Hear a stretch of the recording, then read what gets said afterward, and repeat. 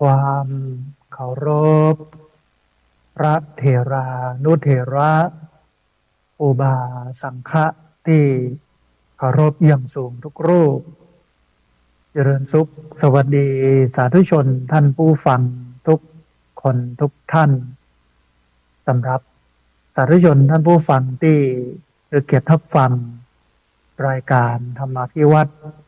อันเป็นรายการวิทยุเพื่อการเผยแผ่พระพุทธศาสนาส่งเสริมการศึกษาและพัฒนาสังคมรายการนี้ รับผิดชอบโดยอาตมาภาพพระสาธิตธีระปัญโยประธานมูลนิธิธีระปัญโยผู้อำนวยการสถาบันธรรมาภิวัตน์ตั้งอยู่ณที่พักส่งสถาบันธรรมาภิวัตน์บ้านศพเตินตำบลศพปาดอำเภอแม่เมาะจังหวัดลำปางรายการนี้ออกอากาศทุกวันอังคารตั้งแต่เวลาตี 5ไปจนถึง7 โมงเมื่อเจ้าผ่านตามสถานีวิทยุเพื่อการศึกษาวิทยาลัยสงฆ์นครลำปาง FM 106.50 เมกะเฮิรตซ์สถานีวิทยุในเครือข่ายสถานีวิทยุคลื่นสีขาวประชาประชาซึ่งมีอยู่หลายคลื่นหลายสถานีหลายจังหวัดออกอากาศผ่านทาง Facebook ไลฟ์ซึ่งเป็นไลฟ์สดของสถานีวิทยุวัดไฟหินบันทึกเทปเอาไปออกอากาศผ่านทางสถานีวิทยุเพื่อการศึกษา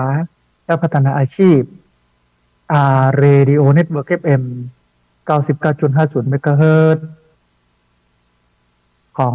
วิทยาลัยเทคนิคกฟผแม่เมาะทุกวันศุกร์ตั้งแต่เวลา8 โมงไม่เจ้าเป็นต้นไปและเอาไปออกผ่านตามเพจของสถาบันธรรมาภิวัตน์ซึ่งช่องทางสุดท้ายทางหลังนี้คือเพจของสถาบันธรรมาภิวัตน์ท่านผู้ฟังสามารถไปติดตามรับฟังย้อนหลังไปก๊อปปี้ลิงก์ไปคัดลอกลิงก์ส่งแชร์เอาไปให้กับญาติธรรมทั้งหลายได้ยินได้ฟังกันได้แถมตัวท่านผู้ชมท่านผู้ฟังวันนี้เรายังปะกันในบรรยากาศที่ความหนาวเพิ่มขึ้นก็คิดว่าน่าจะประมาณสัก3-4 วันแล้วก็หนาวนี้ที่กำลังเพิ่มขึ้นนี้เนี่ยก็มีฝนเข้ามาโปรยปลายนะเซาะแซมอยู่ห้องในช่วงนี้นะฮะแล้วก็หลังจากนั้นก็จะเข้าสู่ฤดูร้อนหน้าหนาวก็จะลดลงเข้าไปสู่ความร้อนอากาศก็จะเย็นอุ่นขึ้นร้อนขึ้นนะฮะอันนี้ก็เป็นฤดูกาลที่มันสับเปลี่ยนหมุนเวียนกันไปแต่ว่าระยะหลังๆเนี่ยมันอาจจะไม่ค่อยสมดุลกันสักน้อยนึงนะเพราะว่าสิ่งแวดล้อมมันโดนทำลายเยอะซึ่งเขาเองนี่ก็เป็นคนทำ เป็นฝีมือของมนุษย์เองนะในการทำลายสิ่งแวดล้อมทั้งทางตรงแล้วก็ทางอ้อมในช่วงนี้ท่านผู้ฟังหน่วยงานรัฐนะก็คือทางราชการ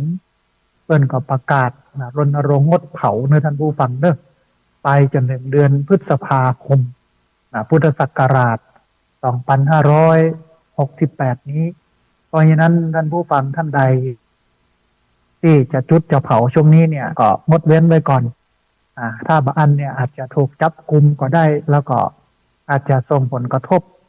ต่อผู้อื่นเพราะว่ามันทำให้หมอกควันไฟป่า PM 2.5 เกิดขึ้นเป็นผลกระทบบอกว่าทางตรงและทางอ้อมให้กับพี่น้องชาวบ้านนะฮะเพราะฉะนั้นงดเว้นการเผาเอาเศษซากวัสดุทางการเกษตรมาปรับมาประยุกต์มันเป็นปุ๋ยหมักเพื่อเอาไว้ใช้กับพักกับพืชของเราตอนเอาปลูกนะฮะมันก็เป็นประโยชน์อย่างหนึ่งแต่ว่าอาจจะใช้เวลาเสียเวลากับการมาทำแต่ว่ามันคุ้มค่ามันมาทำให้เกิดผลกระทบซึ่งจะทำให้ความเดือดร้อนมันเกิดขึ้นแก่ผู้คนทั้งหลายนะฮะ อันนี้ก็เป็นเรื่องหนึ่งท่านผู้ฟังวันนี้จะพาท่านผู้ฟังไปพอกอยสถานการณ์ของประเทศซึ่งกำลังครุกรุ่นถึงเรื่องของการที่รัฐบาลเพิ่นจะเปิดเอนเตอร์เทนคอมเพล็กซ์ก็คือสถานบันเทิงครบวงจรแต่ว่าก็มีคาสิโนนะฮะมีบ่อนการพนันอย่างถูกกฎหมายอยู่หั่นตัวเนี่ยก็พี่น้องชาวบ้านก็แตกตื่นมื่นตาเนาะเพราะว่ามันเป็นสิ่งที่อาจจะส่งผลกระทบ ต่อเรื่องของพฤติกรรมมนุษย์แล้วก็ทลายเรื่องศีลเรื่องธรรมอะไรอย่างต่างๆโดยนะเรื่องอบายมุขโดยอันนี้ส่วนคนที่บหันโดยส่วนคนที่หันโดยเนี่ยท่านผู้ฟังก็บอกว่าก็ดีแล้วเอาเข้ามาสู่ระบบเนี่ยเพราะว่าปีหนึ่งเนี่ยคนไทยหนีนะหรือแอบออกไปเล่นการพนันต่างประเทศบอกว่าที่สามเหลี่ยมทองคำบอกว่าจะเป็นอารัญญประเทศบอกว่าจะเป็นเขตชายแดนต่างๆที่คนไทยเขาไปเล่นเงินไหลออกไปต่างประเทศมากมายมหาศาลรวมไปถึงมีการพนันออนไลน์ตัวซึ่งเจ้าของเว็บไซต์ที่เปิดเว็บไซต์พนันออนไลน์ก็รวยกันเป็นร้อยล้านนะฮะมันก็เลยมีสองกระแสขึ้นมาแต่ว่าถึงแม้ประเทศไทยจะได้เป็นเมืองพุทธ100%แต่ความเป็นคนพุทธเนี่ยมันมีนักกว่า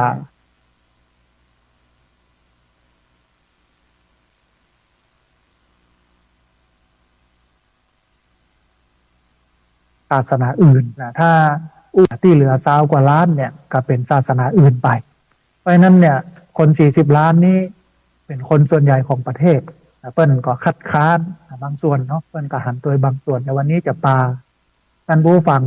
นะไปฟังเนื้อหาของมันแล้วก็ฟังบทวิเคราะห์ของนักหนังสือพิมพ์นักวิชาการที่เปิดวิเคราะห์มาแล้วก็ท้ายที่สุดตอนนี้มีแถลงการณ์จากเครือข่ายพระสงฆ์นักพัฒนาชุมชนภาคเหนือเปิ้นใช้ชื่อย่อว่าพพชนเปิ้นแถลงการบหันตุยกับการที่รัฐบาลจะมีการจัดตั้งบ่อนการพนันคาสิโนครบวงจรมีสถานบันเทิงตุยแล้วก็มีคาสิโนตุยเดี๋ยวเนื้อหาสาระจะเป็นอย่างไรเราก็ก้อยมาฟังกันท่านผู้ฟังก่อนที่จะถึงเรื่องของการพนันที่จะเปิดคือมันถูกกฎหมายเนี่ยมี2 บุญเอามาให้ท่านผู้ฟังได้ร่วมอนุโมทนาบุญแรกก็คือบุญปรับสถานที่ที่จะปลูกต้นไผ่จำนวน10 ไร่ณที่พักสงฆ์สถาบันธรรมาภิวัตรบ้านศพเติน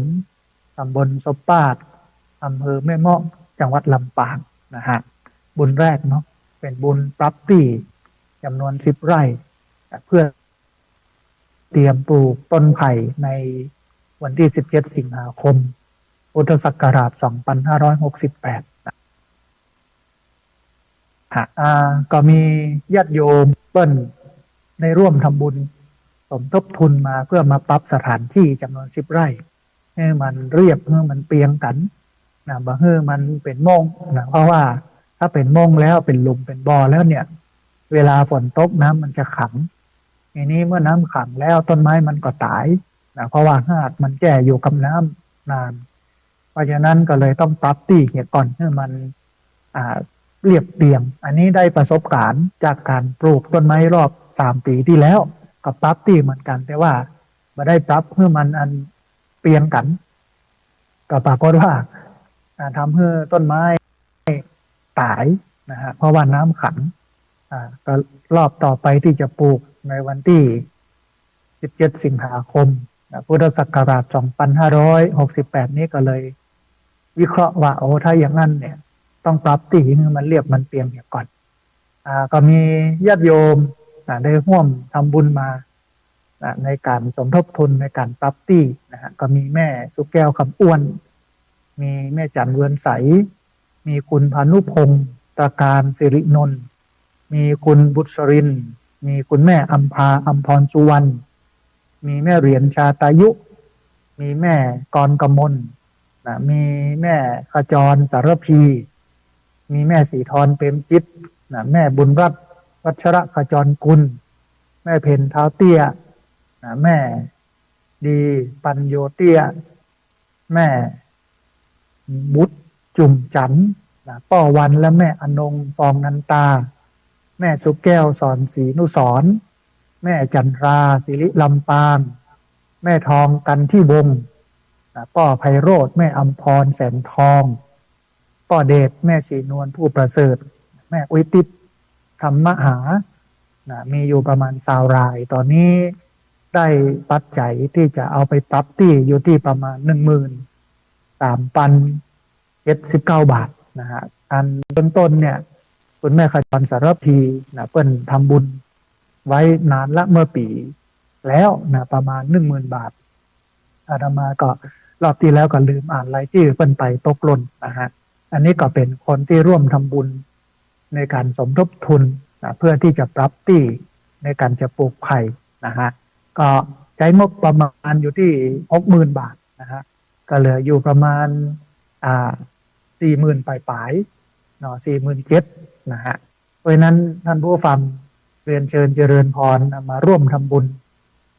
ปรับสถานที่เพื่อสร้างสวนไผ่จำนวน10 ไร่นะที่พักสงฆ์สถาบันธรรมาภิวัตรบ้านศพเตินตำบลศพปาดอำเภอแม่เมาะจังหวัดลำปางอันนี้เป็นบุญที่1นะฮะ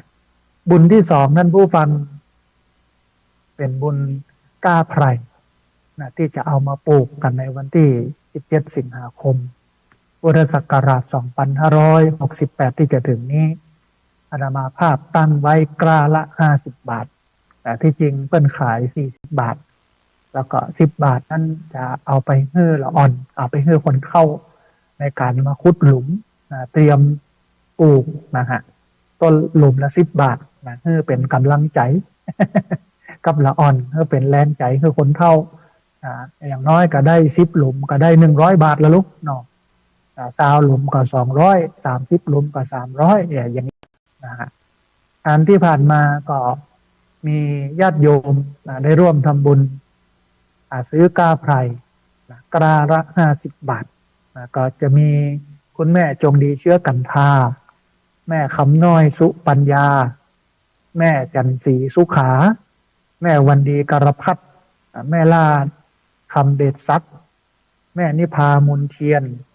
แม่วัฒนาพรกิติกุลแม่ศิลวันสิทธิวังคุณแม่อัมพันธ์อินทวงศ์คุณแม่ชุนพิมานสิริบูรณ์แม่บัวพัฒน์กุลันแม่วัชรีเชี่ยวนพรัตน์คุณครูทิรินรัตนดาวธนิตธัญบูรณ์แม่อัมภัยสิริมิตรกูลแม่ประพันธ์สมมาตรแม่มีชัยพินโยภาพแม่อามกรดดำแม่แดงปัญญาแม่บัวเลาปัญญาแม่ประพันธ์สมมั่งแม่จอยเมืองใจแม่โป่งบุญรอดแม่มาศสินทรป้อจำลองบุญอุดคุณเฉลิมชัยบุญอุดแม่แสงล่าทาโทนแม่สีนวลขนมทองแม่มณีมันทะเลแม่สมบูรณ์ปันคำแม่รำจวนอินแก้วแม่แก้วลูนไทรตระกูลคุณกติเดชทิพย์ปัญญาคุณนิทเนศ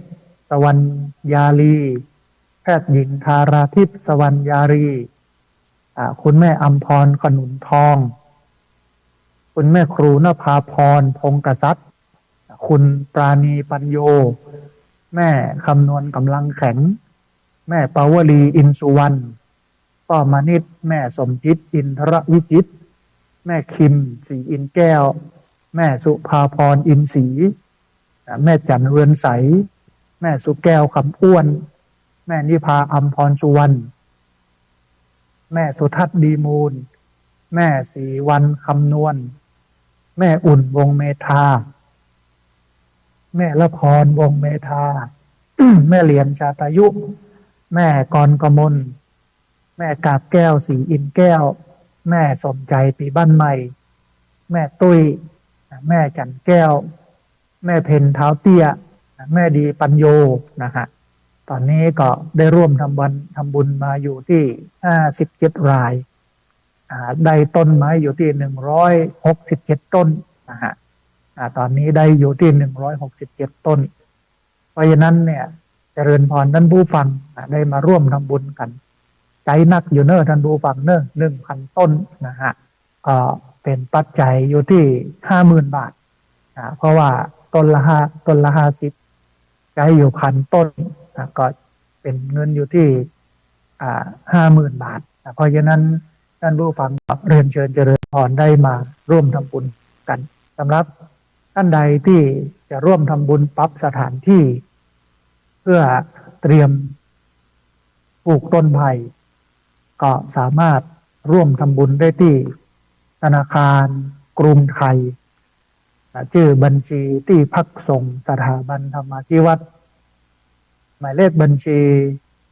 5360755318อันนี้เป็นบัญชีที่จะร่วมทำบุญปรับที่ดินท่านผู้ฟังเป็นธนาคารกรุงไทยชื่อบัญชีที่พักส่งสถาบันธรรมาธิวัตรหมายเลขบัญชี5360755318นะฮะอันนี้เป็นบัญชีต้นปรับที่ดินท่านใดอยากจะปรับที่ดินก็สามารถร่วมทำบุญได้ที่ธนาคารกรุงไทยชื่อบัญชีที่พักสงฆ์สถาบันธรรมาธิวัตรหมายเลขบัญชี5360755318นะฮะอันนี้เป็นบุญในการปรับที่ดินก็ที่ดินเนี่ยเป็นพื้นฐานในการสร้างการปลูกทุกอย่างถ้าเรามาปรับเพื่อมันเรียบมันเปียงมันจะยากในการตัดหญ้าอันแรกเลยแล้วอันที่สองเนี่ยถ้ามันเป็นหลุมเป็นโมงทั้งหั่นน้ำเวลาฝนตกน้ำก็จะไปจอมไปหอมที่หั่นทำให้ต้นไม้เน่าต้นไม้ตายแต่ถ้าปรับเพื่อเรียบเพื่อเปียงน้ำมันก็บะขังตัดหญ้าก็จะง่ายแล้วก็วันหน้าวันตาจะใช้ลานตรงนั้นเป็นลานกิจกรรมทำโน่นนี่นั่นก็บ่ได้มีปัญหาอะไรอย่างเลยเพราะฉะนั้นเนี่ยการปรับดินเป็นสิ่งสำคัญท่านผู้ฟังก็เจริญพรได้มาร่วมทำบุญกันที่ธนาคารกรุงไทยชื่อบัญชีที่พักสงฆ์สถาบันธรรมาธิวัตรหมายเลขบัญชี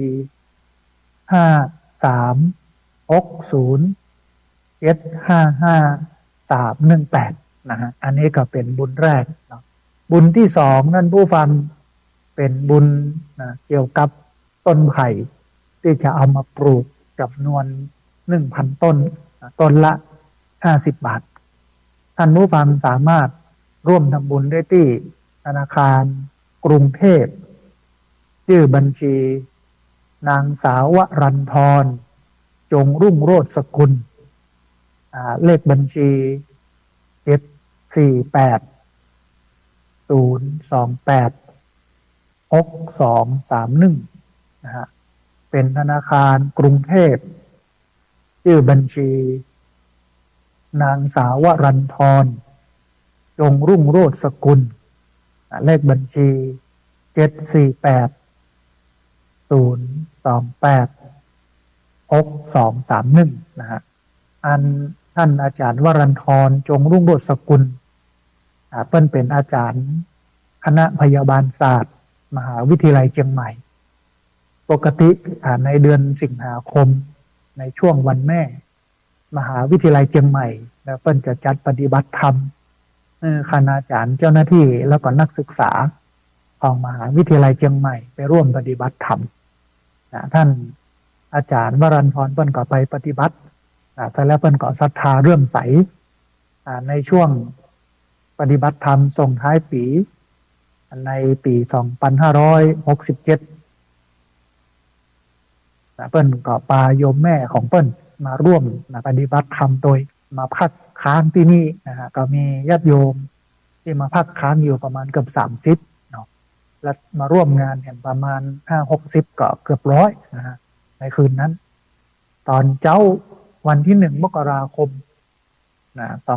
2568ก่อนจะบิณฑบาตตอนเจ้าก่อนที่จะเฮือโยมที่มาร่วมทำบุญใส่บาตรเพิ่นก็เข้ามาอู้ว่าพระอาจารย์จะปลูกต้นไผ่ที่ไหนพระอาจารย์ก็อาตมาภาพก็ชี้ที่หลังศาลาที่มันเป็นที่ว่างซึ่งปรับไว้แล้วส่วนหนึ่งจะปลูกที่เนี้ย10 ไร่นะฮะก็จะมี2 ส่วนแรกปรับที่ดินก่อนเอาดินให้มันเสมอเอาต้นไผ่หนามไผ่หนามที่มันมีหนามคมๆออกไปเหี่ยก่อนปรับให้มันเรียบมันเปียงอันที่สองก็จะปลูกก็ตั้งไว้ต้นละ50 บาทเปิ้นฟังว่าที่จริงแล้วเจ้าของร้านค้าเปิ้นเอา40 บาทแต่10 บาทนั่นพระอาจารย์เอามาแจกละอ่อนที่ขุดหลุมเตรียมปลูกต้นไผ่เปิ้นกับศรัทธาแล้วก็ภาวนาตัวเองว่านั่นเดียวโยมจะเป็นคนรับเรื่องของต้นไผ่รับต้นไผ่ต้นละ50 บาทได้จะไปบอกกล่าวข่าวบุญให้ญาติโยมทั้งใดได้มาร่วมทำบุญโดยเนิ่นพระอาจารย์เนิ่นเพราะฉะนั้นเนี่ยท่านผู้ฟังท่านใดอยากจะร่วมทำบุญต้นกาไผ่ต้นละ50 บาทก็สามารถร่วมทำบุญได้ที่ธนาคารกรุงเทพชื่อบัญชีนางสาววรันทรจงรุ่งโรจน์สกุลเลขบัญชี748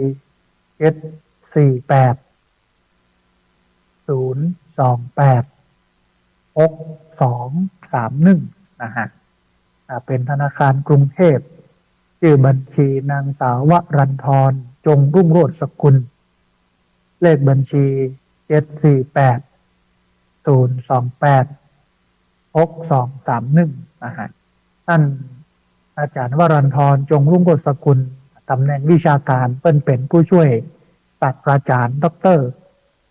เป็นผู้ช่วยคณบดีคณะพยาบาลศาสตร์มหาวิทยาลัยเชียงใหม่นะฮะเปิ้นใจบุญสุนตานมาครับระดมทุนในสายของเปิ้นก็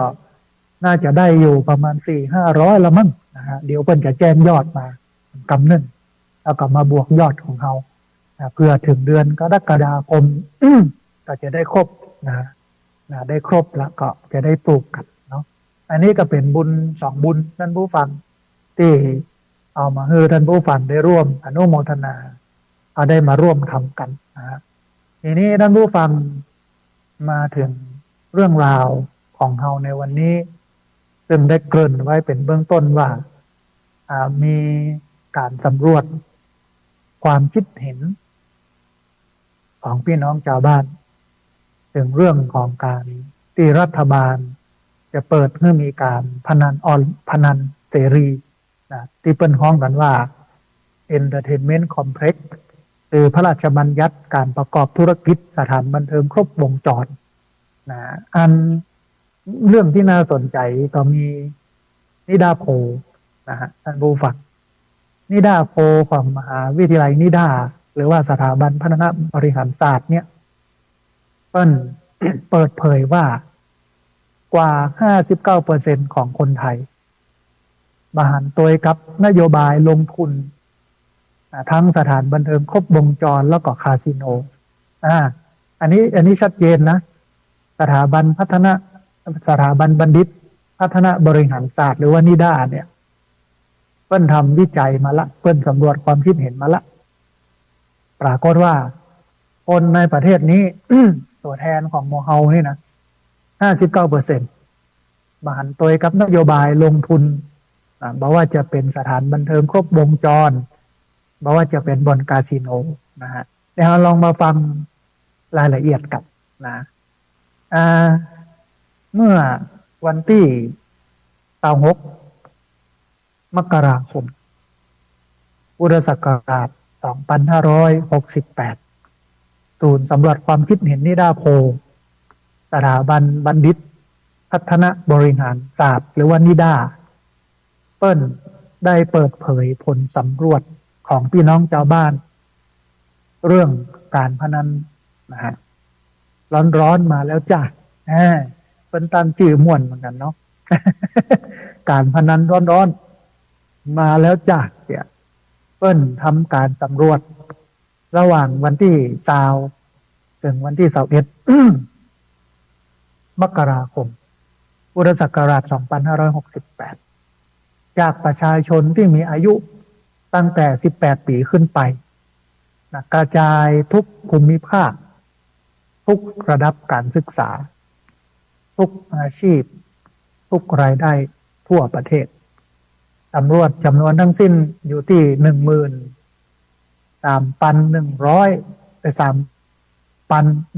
ขออภัย1,310 คนนะฮะใช้กลุ่มตัวอย่างเนี่ย1,310 คนทั่วประเทศทั่วภูมิภาคทั่วอาชีพทั่วรายได้แล้วก็ทั่วระดับการศึกษาเกี่ยวกับความคิดเห็นของพี่น้องชาวบ้านที่มีต่อเรื่องสถานบันเทิงครบวงจรก็คือ Entertainment Complex การสำรวจท่านผู้ฟังเปิ้นอาศัยกลุ่มตัวอย่างที่เปิ้นสุ่มนะโดยใช้ความน่าจะเป็นจากบัญชีรายชื่อฐานข้อมูลตัวอย่างลักของนิดาโพนะฮะสุ่มตัวอย่างแบบหลายขั้นตอนเก็บข้อมูลด้วยวิธีการสัมภาษณ์ทางโทรศัพท์โดยกำหนดค่าความเชื่อมั่นอยู่ที่97.0%นะก็ถือว่าการสำรวจครั้งนี้มีความน่าเชื่อถือสูงพอสมควรในการทำโพลทำวิจัยในการนัดสำรวจความคิดเห็นของพี่น้องชาวบ้านนะครับจากการสำรวจเมื่อถามความคิดเห็นของพี่น้องชาวบ้านต่อนโยบายการอนุญาตการลงทุนสถานบันเทิงครบวงจรที่รวมคาสิโนไว้ตัวเนี่ยก็ปะว่าตัวอย่าง59.16%ท่านผู้ฟังเพิ่นระบุว่าบหันตัวบอกว่าจะเป็นสถานบันเทิงครบวงจรหรือว่าบ่อนคาสิโนนะฮะ95.16%ลองลงมา8.93%ระบุว่าหันตัวทั้งสถานบันเทิงครบวงจรแล้วก็คาสิโนนะฮะและแหม8.63%ระบุว่าหันตัวกับสถานบันเทิงครบวงจรที่บ่มีคาสิโนนะฮะ1.68%ระบุว่าอย่างใดก็ได้บ่มีความคิดเห็นเมื่ออย่างเงี้ยอย่างใดก็แล้วแต่เปิ้น นะเอาเปิ้นว่าเนาะ1.60%ระบุว่าหันตัวกับคาสิโนเพียงอย่างเดียวท่านผู้ฟังสำหรับความคิดเห็นของประชาชนต่อนโยบายการแก้กฎหมายเรื่องการพนันถูกกฎหมายก็ปะว่าตัวอย่าง58.32%ระบุว่าบหันตัวรองลงมา19.92%ระบุว่าหันตัวนะแล้วก็หันตัวอย่างมากนะไม่ใช่หันตัวธรรมดานะหันตัวอย่างมาก11.45%ระบุว่าค่อนข้างหันตัว10.31%ระบุว่าบ่ค่อยหันตัวท่านผู้ฟังท้ายที่สุดเมื่อเปิ้นถามความคิดเห็นของพี่น้องชาวบ้านต่อการทำประชามติเรื่องสถานบันเทิงครบวงจรที่มีคาสิโนแล้วก็การพนันออนไลน์ถูกกฎหมายก็ปะว่าตัวอย่าง51.07%ระบุว่าบหันตัวกับการทำประชามติทั้งเรื่องสถานบันเทิงครบวงจรที่มีคาสิโนแล้วก็เรื่องการพนันออนไลน์ถูกกฎหมายรองมา37.86%ระบุว่าหันตัวกับการทำประชามติทั้งเรื่องสถานบันเทิงครบวงจรที่มีคาสิโน และเรื่องการพนันออนไลน์ถูกกฎหมายร้อยละ5.11%ระบุว่าหันตัวกับการทำประชามติเฉพาะเรื่องสถานบันเทิงครบวงจรที่มีคาสิโนร้อยละ3.89%ระบุว่าหันตัวกับการทำประชามติเฉพาะเรื่องการพนันออนไลน์ถูกกฎหมายร้อยละ1.99%ระบุว่า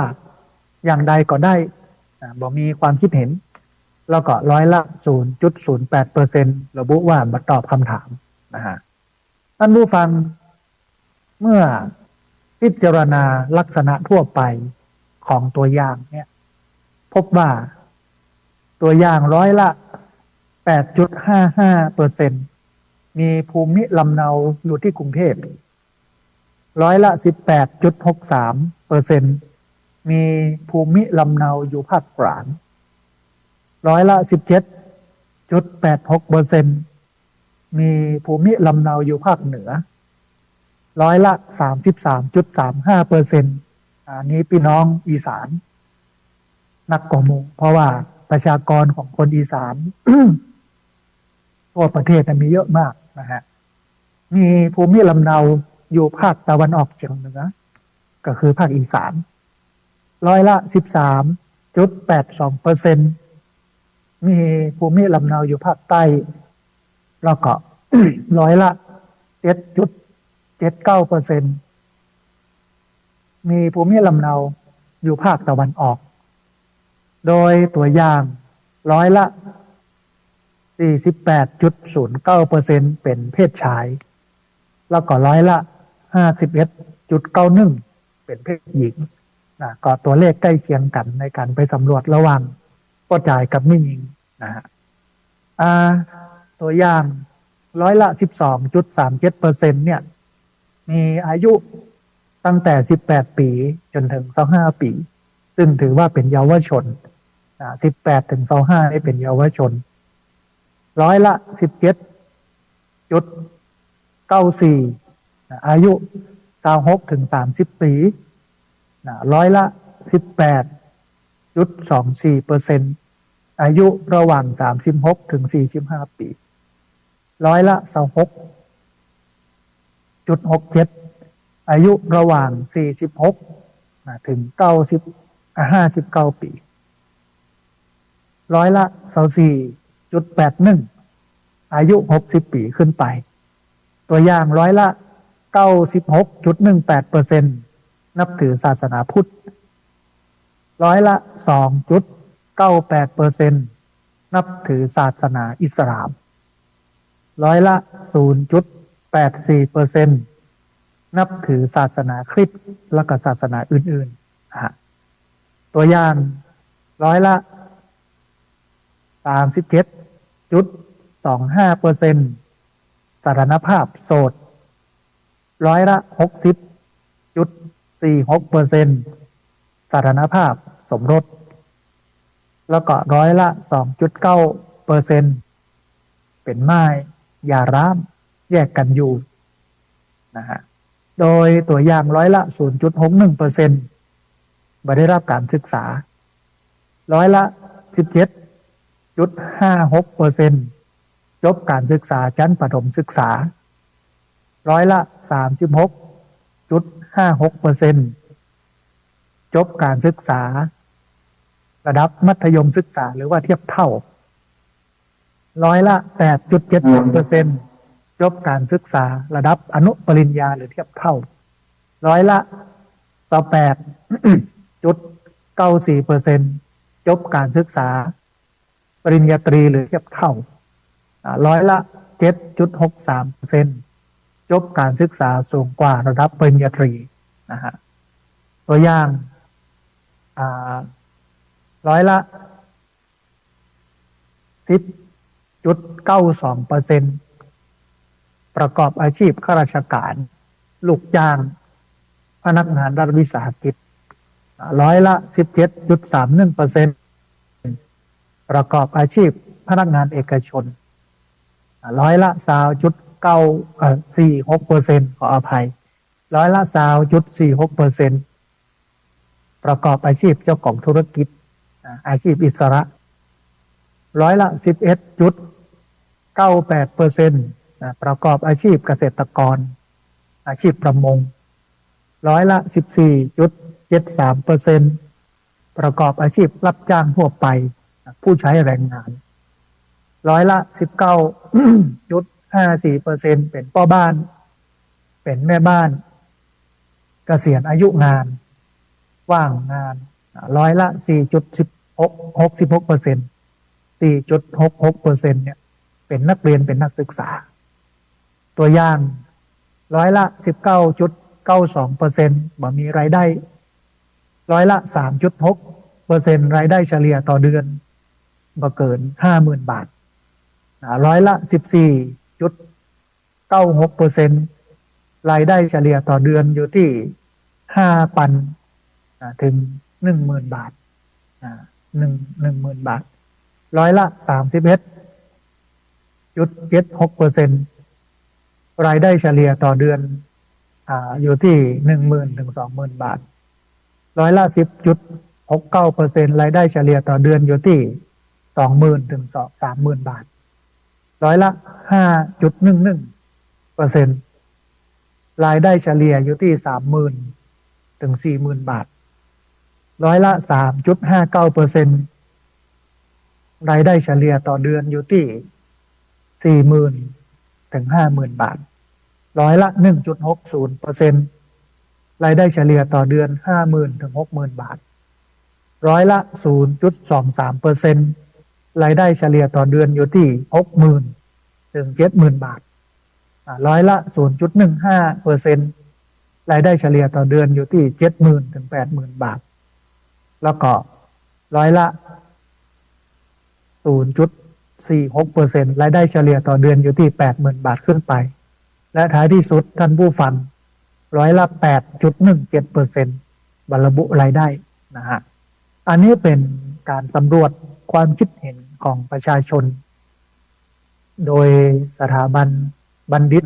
พัฒนาบริหารศาสตร์หรือว่ามหาวิทยาลัยนิด้าเปิ้นไปสำรวจ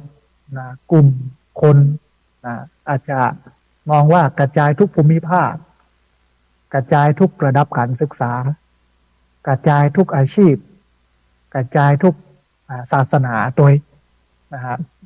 สถานภาพชนชั้นอย่างต่างๆรายละเอียดเป็นเก็บหมดคนทุก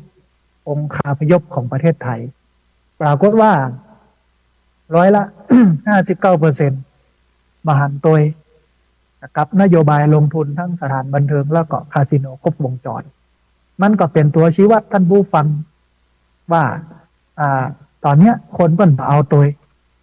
คนเปิ้นมาตัวแต่ว่ารัฐบาลก็ยังดึงดันมันมีอันเดียวที่เป็นเงื่อนไขที่จะต้องดึงดันก็คืองบประมาณเพราะว่าเปิ้นอ้างว่าปีหนึ่งเนี่ยเงินมันไหลออกไปนอกประเทศโดยการที่คนไทยไปเล่นการพนันต่างประเทศเนี่ยค่อนข้างจะเยอะปีหนึ่งก็หลายแสนล้านนะฮะถ้าหากว่าเขามีคาสิโนอยู่ในประเทศเขามันก็จะสามารถดึงเงินกลับคืนเข้ามาสู่ระบบแล้วก็ทำอย่างที่มันผิดกฎหมายเนี่ยไม่ว่าจะเป็นหวยที่เขาซื้อกับหวยใต้ดินนี่เนาะ ขึ้นมา เมื่อมันถูกกฎหมายเนี้ยเสียภาษีเนี้ยแล้วก็เอาเงินตรงนั้นมาพัฒนาประเทศอันนี้มุมมองของรัฐบาล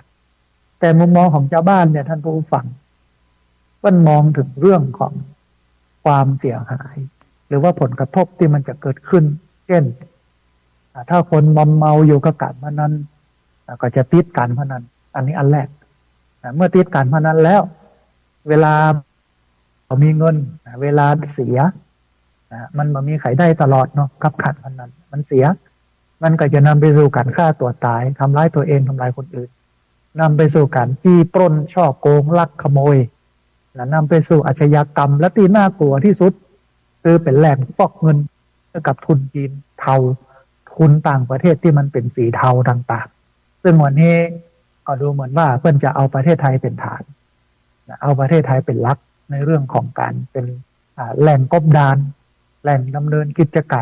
รมต่าง ของคนที่เป็นมีสีเทาผิดกฎหมายต่างประเทศ แล้วก็เป็นใหญ่เป็นโตกันนะคนหมู่เนี้ยเพราะว่าไปมีความสัมพันธ์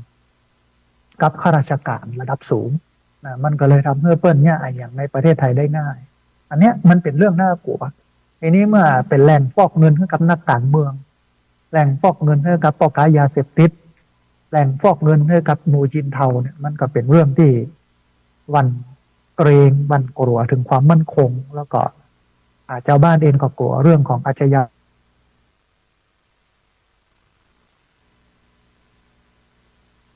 กรอาชญากรรมต่างๆที่มันเกิดขึ้นนักในประเทศไทยมันลุกขึ้นมาต่อต้านลุกขึ้นมาบอกเห็นตัวแล้วก็ลุกขึ้นมาบอกว่าต้องทำประชามตินะฮะถึงเรื่องของการทำ entertainment complex บอกว่าจะเป็นสถานบันเทิงครบวงจรและคาสิโนเนี่ยให้มันชัดไปเลยว่าเอาบ่เอานะฮะทีนี้ท่านผู้ฟังอาตมาภาพเป็นพระในพระพุทธศาสนาสถานภาพมันก็มีอยู่สองอย่าง อันที่หนึ่งก็คือเป็นพลเมืองเหมือนพี่น้องชาวบ้านทั่วไปสมมติสมมติถ้าลาสิกขาซึกออกไปจากความเป็นตัวเจ้าเอาก็มีหน้าที่เป็นพลเมืองก็มีอยู่สองสถานะสถานะแรกคือเป็นพลเมืองสถานะที่สองก็คือเป็นพระในพระพุทธศาสนาเวลาให้ความคิดเห็นเรื่องนี้เนี่ยก็จะต้องแยกออกเป็นสองส่วนอันแรกก่อนก็คือความเป็นพลเมืองความเป็นพลเมืองเนี่ยเขาก็มองถึงเรื่องเงินที่มันไหลออกนอกประเทศให้กลับขึ้นมาสู่ประเทศกลับเข้ามาหมุนในระบบต่างๆในประเทศถ้ามองถึงจุดนี้เนี่ยอาตมาภาพเห็นตัวแต่ว่าบ่ได้เห็นตัวในขณะนี้ที่จะเกิดขึ้นนะมันอาจจะต้องไปเป็น100 ปีตั้งหน้าพุ่นถึงจะเกิดได้เพราะว่าท่ามกลางสังคมท่ามกลางเศรษฐกิจท่ามกลางการเมืองนะที่มันอ่อนแอที่มันเลวร้ายอย่างเนี้ย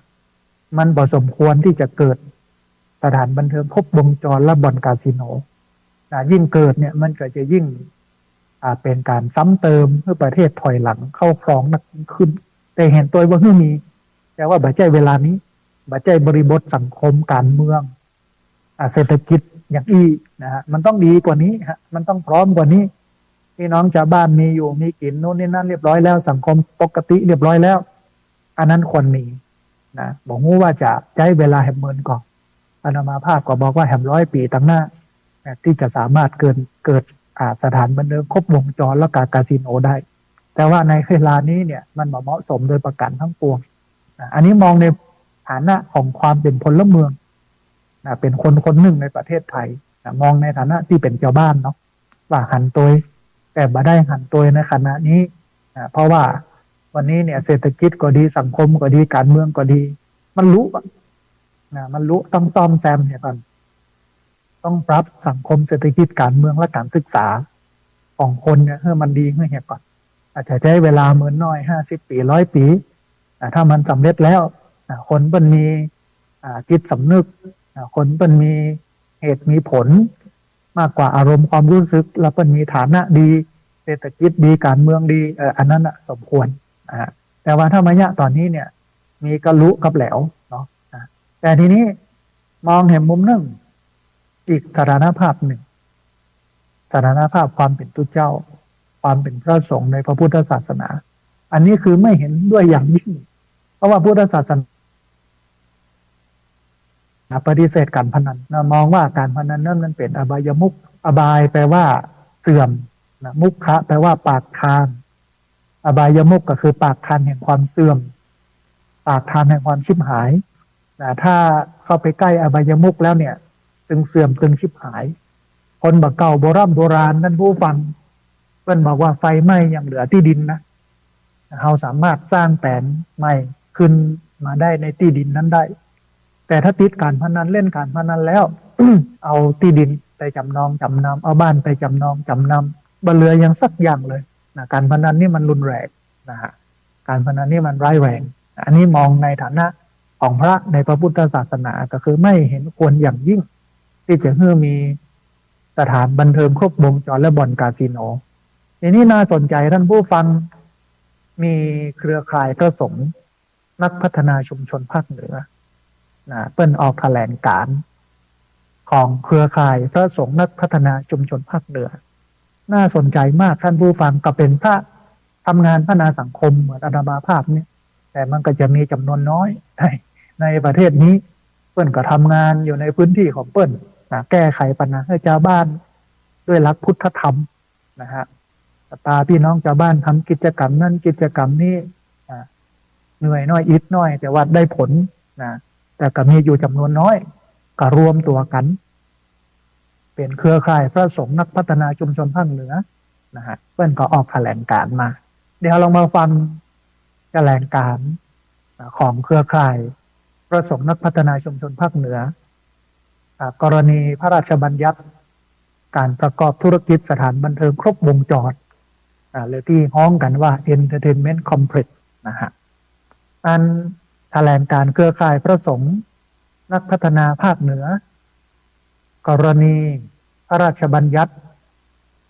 การประกอบธุรกิจสถานบันเทิงครบวงจร Entertainment Complex จากนี้เนี่ยท่านผู้ฟังเพิ่นบอกว่าตามที่รัฐบาลได้ประกาศเดินหน้าผลักดันพระราชบัญญัติการประกอบธุรกิจสถานบันเทิงครบวงจร Entertainment Complex เข้าสู่รัฐสภาแล้วก็มีแนวโน้มว่าจะบรรทุกคัดค้านจากทั้งสองสภาก็คือสภาของสสสมาชิกสภาผู้แทนราษฎรแล้วก็สภาของสวสมาชิกวุฒิสภาส่วนประกอบสำคัญในพระราชบัญญัติฉบับนี้ก็คือคาสิโนซึ่งจะส่งผลพื้นที่ประเทศไทยซึ่งจะส่งผลให้พื้นที่ประเทศไทยเนี่ยสามารถเปิดคาสิโนหรือว่าแหล่งพนันออนไลน์ได้อย่างถูกกฎหมายหลายแหล่งหลายขนาดในหลายพื้นที่บ่มีขีดจำกัดสามารถอนุมัติด้วยอำนาจของฝ่ายการเมืองโดยบ่ต้องฟังเสียงของประชาชนพี่น้องชาวบ้านจากประสบการณ์ของทั่วโลกท่านผู้ฟังปะว่า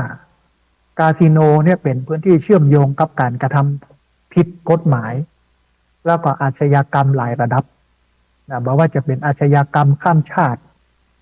ระดับประเทศในระดับท้องถิ่นที่เกิดที่ในท้องถิ่นที่เกิดการฉ้อโกงทุจริตคอร์รัปชันรับสินบนแล้วก็การประกอบธุรกิจผิดกฎหมายในลักษณะต่างๆการเปิดให้มีคาสิโนถูกกฎหมายจึงเท่ากับเปิดโอกาสให้กลุ่มอาชญากรเนี่ยได้ฟอกเงินเป็นกระบวนการเซาะกร่อนบ่อนทำลายระบบเศรษฐกิจระบบการเงินการธนาคารของประเทศได้สำนักคณะกรรมการพัฒนาเศรษฐกิจและสังคมแห่งชาติระบุว่าการพนันบ่นับรวมเป็นรายได้ประชาชาติเนื่องจากเป็นการโอนเงินจากคนหนึ่งไปยังคนหนึ่งโดยบ่ก่อให้เกิดประโยชน์หรือบ่ก่อให้เกิดการผลิตใดรายได้ของคนทั้งหลายรวมกันก็จะเท่าเดิมในขณะที่สำนักงานคณะกรรมการกฤษฎีกาเห็นว่าร่างพระราชบัญญัติฉบับนี้มีปัญหาทั้งในแง่ของหลักฐานแล้วก็วัตถุประสงค์ที่มันบ่ชัดเจนบ่สอดคล้องนโยบายรัฐบาลแล้วก็ทางปฏิบัติมีความซ้ำซ้อนกับกฎหมายเดิมเป็นการแก้ปัญหาที่บ่ตรงจุดอ้างสถานบันเทิงครบวงจรแท้ที่จริงแล้วมกเม็ดคาสิโนรวมถึงการสื่อสารที่บ่ชัดเจนทำให้เกิดความสับสนในวงกว้างในด้านสุขภาพท่านผู้ฟังการพนันได้พิสูจน์แล้วว่าเป็นสิ่งเสพติดประเภทหนึ่งที่เรียกว่าโรคติดพนันและการเล่นพนันนั้นมีได้มีเสียในเวลาที่มันรวดเร็วมันก่อให้เกิดปัญหาการกระตุ้นปลุกเร้าทางจิตทำให้เกิดภาวะติดพนันถ้าเล่นเสียก็อยากได้คืนถ้าเล่นได้ก็อยากได้นักขึ้นแถมสถิติเนี่ยพบว่านักพนัน10 คนจะมีปัญหาเรื่องสุขภาพที่ต้องเข้าบำบัดรักษาโรคติดพนันเนี่ยถึง2 คนถ้าเดินมา10 คนเนี่ย2 คนนี้เป็นโรคติดพนัน มันก่อให้เกิดต้นทุนในการรักษาพยาบาลแล้วก็การเสียโอกาสในการทำงานอย่างมหาศาลนะฮะประการสำคัญก็คือว่าในทางพระพุทธศาสนาท่านผู้ฟังมันได้จัดการพนันซึ่งก็หมายถึงการชอบเล่นการพนันขันต่อที่มีได้มีเสียมันเป็นช่องทางแห่งความเสื่อมนะเป็นช่องทางแห่งความพินาศย่อยยับแห่งภพทรัพย์ประการหนึ่งที่เป็นฮ้องกันว่าอบายมุขนะอบายแปลว่าเสื่อมหรือว่าชิบหายมุขะนี่แปลว่าปากรวมกันก็คืออบายมุขก็แปลว่าปากทางแห่งความเสื่อมปากทางแห่งความชิบหายนะฮะบอกว่าจะเป็นทั้งในอบายมุขข้อที่สี่แล้วก็อบายมุขหกการเป็นนักเลงการพนันจนถึงขั้นที่ฮ้องว่าผีพนันเข้าสิงก็มีโทษก็คือหนึ่งเป็นหนทางของการก่อเวรซึ่งกันและกันสองทำให้เสียทรัพย์สินสามบ่มีไผไว้วางใจสี่บ่มีไผอยากคบค้าสมาคมห้าบ่มีไผอยากแต่งงานตัวหกทำให้เป็นคนลุ่มหลงเล่นแล้วยุดบ่ได้นอกจากนี้ท่านผู้ฟังหากจะพิจารณาอย่างแยบคายก็จะปะว่าสถานบันเทิงครบวงจรตามชื่อของพระราชบัญญัติเป็นแหล่งรวมอบายมุขทุกประการที่เป็นช่องทางแห่งความเสื่อมความพินาศย่อยยับแห่งภพทรัพย์ที่พระพุทธองค์ทรงแนะนำให้หลีกเว้นไว้นั่นเองเครือข่ายพระสงฆ์นักพัฒนาชุมชนภาคเหนือซึ่งเป็นเครือข่ายพระสงฆ์ที่ทำงานพัฒนาสังคมในหลายมิติไม่ว่าจะเป็นมิติทางด้านสุขภาพมิติสิ่งแวดล้อมมิติของวัฒนธรรมประเพณีมิติของการพัฒนาเด็กและเยาวชนมิติของการพัฒนาผู้สูงอายุโครงการวัดปลอดเหล้าโครงการวัดปลอดบุหรี่แล้วก็วัดปลอดการพนันเป็นต้นเครือข่ายพระสงฆ์พัฒนาภาคเหนือเนี่ยท่านผู้ฟังมีความรู้สึกเป็นห่วงแล้วก็กังวลในสถานการณ์ที่รัฐบาลมีการผลักดันพระราชบัญญัติการประกอบธุรกิจสถานบันเทิงครบวงจรหรือว่า Entertainment Complex ซึ่งจะส่งผลกระทบด้านลบต่อสังคมไทยทั้งด้านเศรษฐกิจสังคมสุขภาพรวมไปจนถึงมันคัดกับหลักของนิติรัฐแล้วก็ศีลธรรมอันดีงามของสังคมดังนั้นเนี่ยเครือข่ายพระสงฆ์นักพัฒนาชุมชนภาคเหนือจึงขอเรียกร้องดังต่อไปนี้ซึ่งก็มีอยู่ประมาณ5ข้อท่านผู้ฟังอันนี้ได้อ่านแถลงการณ์นี้เพื่อคนที่ใกล้ชิดรัฐบาลที่เป็นได้ยินได้ฟังเนี่ยไปอู้กับรัฐบาลว่าตุเจ้าพระสงฆ์เครือข่ายพระสงฆ์นักพัฒนาชุมชนภาคเหนือเป็นห่วงใยสถานการณ์ของการผลักดันพระราชบัญญัติการประกอบธุรกิจสถานบันเทิงครบวงจรหรือว่า Entertainment Complex เปิ้ลก็วางข้อเสนอแนะให้กับรัฐบาลไว้ประมาณสัก5ข้อนะฮะข้อที่1เครือข่ายพระสงฆ์นักพัฒนาชุมชนภาคเหนือขอให้รัฐบาลโดยนายกรัฐมนตรีและก็คณะรัฐมนตรีพิจารณาชะลอการผลักดันพระราชบัญญัติฉบับนี้ออกไปก่อนพร้อมทบทวนหลักการแล้วก็วัตถุประสงค์ตามความเห็นของคณะกรรมการกฤษฎีกาอันนี้ก็คือเลื่อนการผลักดันออกไปแล้วก็กลับมาทบทวนหลักการวัตถุประสงค์ตามความเห็นที่คณะกรรมการกฤษฎีกาเพื่อความเห็นไว้นะฮะอันนี้คือข้อแรกเลยข้อที่2เครือข่ายพระสงฆ์นักพัฒนาภาคเหนือเครือข่ายพระสงฆ์นักพัฒนาชุมชนภาคเหนือขอให้รัฐบาลโดยนายกรัฐมนตรีแล้วก็คณะรัฐมนตรีจัดให้มีกลไกและก็กระบวนการศึกษาอย่างเป็นอิสระปราศจากการแทรกแซงครอบคลุมทุกมิติทั้งความเป็นไปได้ทางธุรกิจ ผลกระทบทางสังคมผลกระทบทางระบบสุขภาพการวางมาตรการและกลไกในการกำกับดูแลผู้ประกอบการคาสิโนอย่างมีประสิทธิภาพรอบคอบรัดกุมมาตรการและกลไกในการป้องกันปัญหาและก็ผลกระทบที่จะตวยมาอย่างเป็นรูปธรรมชัดเจนรวมถึงเมื่อมีการเผยแพร่ผลการศึกษาอย่างเปิดเผยตรงไปตรงมาเหมือนกับนิดาโพลที่เอามาเปิดเผยตะเกียว่าพี่น้องชาวบ้านมีความคิดเห็นอย่างไรซึ่งนิดาโพลนี้เพิ่นทำละเอียดกระจายไปทุกอาชีพทุกภูมิภาคทุกอายุทุกการศึกษาทุกเพศทุกวัยนะฮะอันนี้คือข้อที่สองข้อที่สามท่านผู้ฟังขอให้รัฐบาลนำเรื่องนี้เข้าสู่กระบวนการประชามติเพื่อรับฟังความคิดเห็นของประชาชนชาวไทยทั้งประเทศมาจำกัดเพียงประชาชนบางกลุ่มพร้อมทั้งสนับสนุนการเผยแพร่ความรู้และการรณรงค์เพื่อมีความรู้ทั้งฝ่ายที่เห็นด้วยแล้วก็ฝ่ายที่เห็นต่างโดยเหตุที่เรื่องนี้นั้นมันมีความสลับซับซ้อนจึงต้องการตรึกตรองอย่างรอบคอบเพื่อที่รัฐบาลนั้นจะได้ตัดสินใจบนฐานของปัญญาใจโยนิโสมนสิการพิจารณาโดยแยบคายคิดวิเคราะห์ถึงผลได้ผลเสียถึงมิติต่างๆผลกระทบอย่างให้มันลึกซึ้งให้มันละเอียดให้มันรอบคอบอันนี้ก็คือข้อที่สามข้อที่สี่ท่านผู้ฟังเครือข่ายพระสงฆ์นักพัฒนาชุมชนภาคเหนือขอให้รัฐบาลเร่งรัดปราบปรามการทุจริตอย่างจริงจังและเด็ดขาด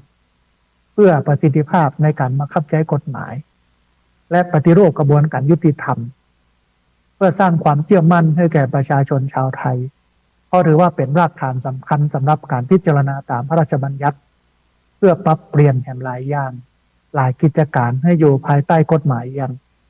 ย่างดีต่อไปในอนาคตคือวันนี้เนี่ยพี่น้องชาวบ้านเพิ่นเชื่อมั่นในระบบยุติธรรมของประเทศเมื่อประเทศหรือว่าการเมืองสังคมเศรษฐกิจมันเป็นอย่างเนี้ยเพิ่นก็กังวลว่าถ้าเกิด entertainment complex การพนันคาสิโนถูกกฎหมายขึ้นมามันก็จะเป็นแหล่งฟอกเงินกับนักการเมืองกับนักธุรกิจสีเทาทั้งหลายซึ่งมันเป็นผลกระทบต่อประเทศชาติมอมเมาพี่น้องชาวบ้านให้ไปเล่นแล้วก็ฝ่ายการเมืองก็ดีฝ่ายธุรกิจสีเทาก็ดีก็ไปฟอกเงินปอกค้ายาบ้าปอกค้ายาเสพติดก็จะไปฟอกเงินที่เนี้ยปอกค้าหวยเถื่อนก็จะไปฟอกเงินที่นี่ปอกค้าน้ำมันเถื่อนอย่างเรียกมันเถื่อนเนี้ยมันได้รับเงินจากของที่มันผิดกฎหมายก็จะนำเอาเงินนั้นไปฟอกทั้งนี้ข้อที่ห้าซึ่งเป็นข้อสุดท้ายท่านผู้ฟังเครือข่ายพระสงฆ์นักพัฒนาภาคเหนือขอให้ประชาชนชาวไทยเร่งศึกษาหาความรู้เกี่ยวกับการประกอบธุรกิจสถานบันเทิงครบวงจรหรือว่า Entertainment Complex ทั้งประโยชน์ในทางเศรษฐกิจทั้งผลกระทบทางสังคมผลกระทบทางสุขภาพอย่างรอบด้านเพื่อแสดงออกให้หันในการสนับสนุนหรือการคัดค้านพระราชบัญญัตินี้เนี่ยยังมีเหตุมีผลเพื่อจะนำไปสู่การตัดสินใจในเรื่องนี้ของรัฐบาลโดยคำนึงถึงผลประโยชน์ของคนไทยทุกคนแล้วก็ความสงบสุขของสังคมโดยรวมเครือข่ายพระสงฆ์นักพัฒนาชุมชนภาคเหนือของพชน.สถาบันโพธิยาลัยนะฮะสองอย่างนี้ท่านผู้ฟังอันแรกเป็นผลสำรวจความคิดเห็นนิดาโพลที่เปิดไปสำรวจความคิดเห็นของคนไทยแต่มันก็มีผลออกมาปรากฏชัดแล้วว่า 59% บ่าหันตัวกับนโยบายลงทุนทั้งสถานบันเทิงครบวงจรและคาสิโนบ่าหันตัวนะพี่น้อง 59% เนี่ยบ่าหันตัวกับการฮื้อทำหันตัวก็มีอยู่นิดนึงบ่เยอะมีบ่มากคนที่หันตัวแต่ว่าคนที่บ่หันตัวเนี่ยมีสูงถึง 59% เลยทีเดียวเพราะฉะนั้นเนี่ยท่านผู้ฟังอันเนี้ยมันเป็นเรื่องที่สำคัญถ้าพี่น้องชาวบ้านเปิ้นมาเอาตัวเนี่ย รัฐบาลจะดึงดันจะไปสร้างนั้นมันก็เป็นเรื่องที่ยากอาจจะนำไปสู่การคว่ำรัฐบาลได้นะฮะน้ำเนี่ยมันพยุงเรือได้มันก็คว่ำได้เหมือนกันคว่ำเรือได้เหมือนกัน ประชาชนพี่น้องชาวบ้านเปรียบเสมือนน้ำรัฐบาลเปรียบเสมือนเรือถ้าเรือยังดึงดันอยู่ยังจะไปอยู่เนาะถ้าน้ำแบบเพื่อไปเนี่ยน้ำก็จะสามารถคว่ำเรือได้แต่หันความมุ่งมั่นของรัฐบาลที่จะทำให้กฎหมายนี้ผ่านนะพยายามที่จะเลี่ยงการทำประชามติก็บอกว่าบัจำเป็นต้องทำประชามติสร้างไปเลยอานามาภาพก็มองว่าโครงการของรัฐที่มันมีผลกระทบเชิงบวกเชิงลบกับพี่น้องชาวบ้านเนี่ยก่อนที่จะลงมือทำต้องทำประชาพิจารณ์ก่อนต้องมีประชามติของพี่น้องชาวบ้านเห็นชอบหรือไม่เห็นชอบเพื่อทำก่อนถ้าไปอย่างนั้นเนี่ยมันก็จะเป็นการฝืนความรู้สึกมันก็ขัดกับความรู้สึกของประชาชนณวันนี้เนี่ยประชาชน 59%ทั่วประเทศเปิ้นบ่เอาตัวแต่รัฐบาลก็พยายามดึงดันอันนี้ก็จะเป็นเสียงหนึ่งของทุกเจ้าประสงค์ที่สะท้อนออกไปหลายคนก็บอกว่ามันเป็นการเมืองก็บ่ใช่ฮะเพราะว่าตั้งนี้เนี่ยมันเป็นการทำลายคำสอนของพุทธศาสนาอย่างถ้าหากว่าการพนันถูกกฎหมายแล้วเอาก็อย่าไปสอนละอ่อนอย่างใดว่าจะไปเล่นไพ่เล่นพนันเนอะละอ่อนก็บอกว่าเฮ้อก็เปิดบ่อนการพนันเนี่ยเพื่อเล่นอย่างได้กฎหมายมันอนุญาตแล้วเนี่ยแล้วมันก็โอ้กันยากเพราะฉะนั้นเนี่ยเพื่อบ่ฮือมันเกิดก็ต้องช่วยกันรณรงค์ตับนี้ในฐานะพลเมืองเนี่ยคือหันตัวนะว่าควรมีแต่ว่าบ่ใช่เวลานี้บ่ใช่ในบริบทสังคมการเมืองเศรษฐกิจแบบนี้อาจจะต้องให้มันดีขึ้นแหมเยอะก่อนถึงขั้นระดับหนึ่งระดับสูงเลยทีเดียวเมื่อถึงเวลานั้นก็เปิดได้ไม่ใช่มีปัญหาเพราะว่าคนพร้อมแล้วแต่ว่าวันนี้คนไทยบ่พร้อมฮะบ่พร้อมที่จะมีบ่อนคาสิโนที่มันเปิดโดยกฎหมายเสรีอย่างเงี้ยบ่พร้อมถึงแม้ว่าจะมีมาตรการโน่นนี่นั่นเนี่ยแต่ว่ามันบ่มีมาตรการรองรับเรื่องของอาชญากรรมเรื่องของอาชญากรปล้นจี้ฆ่าลักขโมยทุจริตคดโกงเพื่อจะนำเงินนั้นไปเล่นการพนันอันนี้เรื่องใหญ่นะท่านผู้ฟังเป็นเรื่องหนึ่งที่อาตมาภาพใส่ใจถึงแม้ว่าตัวเจ้าพระสงฆ์ ที่ทั้งหลายอาจจะไม่ค่อยได้อู้เรื่องนี้นะฮะแต่อาตมาภาพในอู้ชัดอู้ในฐานะสองสถานะหนึ่งก็คือความเป็นพลเมืองหันตัวกับการเมื่อมีสถานบันเทิงครบวงจรและคาสิโนแต่ไม่ใช่เวลานี้ไม่ใช่บริบทสังคมการเมืองแบบนี้คุณอาจจะต้องรอไปแหม100 ปีก็ได้ถ้ามันดีขึ้นวันใดก็ว่ากันอันนี้อันแรกอันที่สองบานตัวในฐานะที่เป็น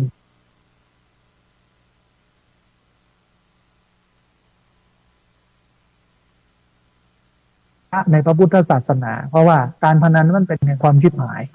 คนที่ไปยุ่งเกี่ยวกับอบายมุขเนี่ยก็คือคนที่เสื่อมและคนที่ชิบหายแล้วก็นอกจากนั้นเนี่ยสถานบันเทิงครบวงจรและคาสิโนนั้นมันจะเป็นแหล่งฟอกเงินกับนักการเมืองกับราชการที่ทุจริตกับทุนต่างประเทศที่มันสีเทาที่มันบริสุทธิ์มาฟอกเงินเพราะการพนันนี้นะฮะ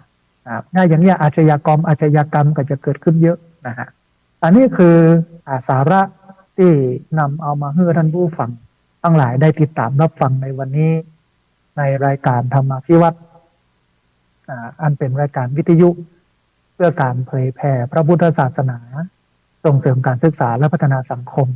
ขณะนี้ท่านผู้ฟังกำลังติดตามรับฟังรายการธรรมาภิวัตน์อันเป็นรายการวิทยุเพื่อการเผยแผ่พระพุทธศาสนาส่งเสริมการศึกษาและพัฒนาสังคมตั้งอยู่ณที่พักสงฆ์สถาบันธรรมาภิวัตน์บ้านศพเตินตำบลศพปาดอำเภอแม่เมาะจังหวัดลำปางรายการนี้ครับติดชอบโดยอาตมาภาพพระสาธิตธีระปัญโยผู้อำนวยการสถาบันธรรมาภิวัตน์ประธานมูลนิธิธีระปัญโยตั้งอยู่ณที่พักสงฆ์สถาบันธรรมาภิวัตน์บ้านศพเตินตำบลศพปาดอำเภอแม่เมาะจังหวัดลำปางรายการนี้ออกอากาศทุกวันอังคารตั้งแต่เวลา 5:00 ไปจนถึง 7:00 เมื่อเจ้า ผ่านทางสถานีวิทยุเพื่อการศึกษาวิทยาลัยสงฆ์นครลำปาง FM 106.50 เมกะเฮิรตซ์สถานีวิทยุในเครือข่ายสถานีวิทยุคลื่นสีขาวเพื่อชาวประชาซึ่งมีอยู่หลายคลื่นหลายสถานีหลายจังหวัดออกอากาศผ่านทางเฟซบุ๊กไลฟ์ซึ่งเป็นไลฟ์สดของสถานีวิทยุวัดไฟหินบันทึกเทปเอาไปออกอากาศผ่านทางสถานีวิทยุเพื่อการศึกษาและพัฒนาอาชีพเรดิโอเน็ตเวิร์ก FM 99.50 เมกะเฮิรตซ์ของวิทยาลัยเทคนิคกฟผแม่เมาะทุกวันศุกร์ตั้งแต่เวลา 8 โมงไม่เจ้าเป็นต้นไปบันทึกเทปเอาไปออกผ่านทางเพจของสถาบันธรรมวิวัฒน์ซึ่งช่องทางสุดท้ายต่างหลังนี้ท่านผู้ฟังสามารถไปติดตามรับฟังย้อนหลังไปก๊อปปี้ลิงก์ไปคัดลอกลิงก์ส่งแชร์เอาไปให้กับญาติธรรมทั้งหลายได้ยินได้ฟังกันได้เต็มตัวแต่ว่าต้องเข้าไปกดถูกใจนะครับกดไลค์เพจของสถาบันธรรมวิวัฒน์เนี่ยพิมพ์คำว่าสถาบันธรรมวิวัฒน์เข้าไปใน Google มันก็จะปรากฏออกมาแล้วก็ไปกดถูกใจกดไลค์เป็นสมาชิกเราก็จะสามารถติดตามรับฟังรายการธรรมวิวัฒน์ย้อนหลังได้ตลอดจนถึงส่งแชร์เอาไปให้กับญาติธรรมทั้งหลายเมื่อได้ยินได้ฟังกันได้เต็มตัวนะฮะท่านผู้ฟังก่อนที่จะเปิดสายท่านผู้ฟังที่ฟังอยู่ทางบ้านจะได้โทรเข้ามาร่วมเอ่ยกันอาจจะได้โทรเข้ามาร่วมแสดงความคิดความเห็นกันนะฮะก็เอาข่าวบุญ2ข่าวบุญมาย้ำแห่งคำหนึ่งนะฮะข่าวบุญแรกก็คือการ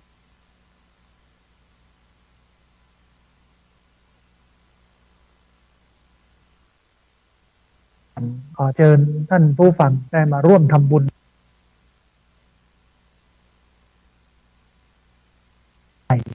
จำนวน10 ไร่จำนวน 1,000 ต้นนะฮะส่วนไผ่เวลุวันเหมือนสมัยพุทธกาลบ้านศพเตินตำบลศพปากอำเภอแม่เมาะจังหวัดลำปางท่านที่มีจิตเป็นกุศลปรารถนาจะร่วมทำบุญก็สามารถร่วมทำบุญได้ที่ธนาคารกรุงไทยบัญชีเงินฝากของที่พักสงฆ์สถาบันธรรมวิวัฒน์หมายเลขบัญชี536075531เป็นธนาคารกรุงไทยชื่อบัญชีที่พักสงฆ์สถาบันธรรมวิวัฒน์หมายเลขบัญชี536075531อันนี้ก็สามารถร่วมทำบุญปรับเตรียมสถานที่ให้มันเรียบมันเปียงจะง่ายต่อการตัดหญ้าง่ายต่อการปลูกเวลาฝนตกน้ำก็จะมาได้ท่วมขังนะฮะก็ทำให้ชีวิตมันราบรื่นมันมั่นคงในการปรับที่ดินนี่นะส่วนหนึ่งท่านผู้ฟังเป็นบุญต้นไผ่ซึ่งจะซื้อกับผู้ขายเนี่ยต้นละ40 บาท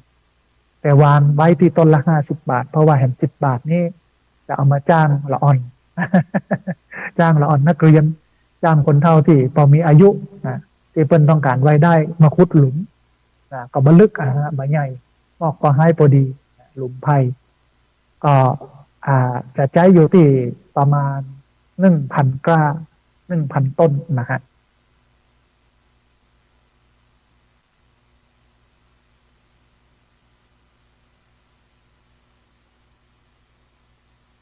ท่านผู้ฟังท่านใดที่อยากการกรุงเทพเลขบัญชี748-028-6231ชื่อบัญชีนางสาววรันทร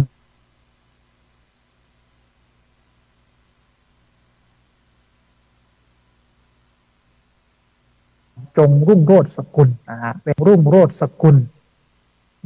หมายเลขบัญชี748-028-6231นะฮะอันนี้ก็เป็นต้นไผ่ต้นละ50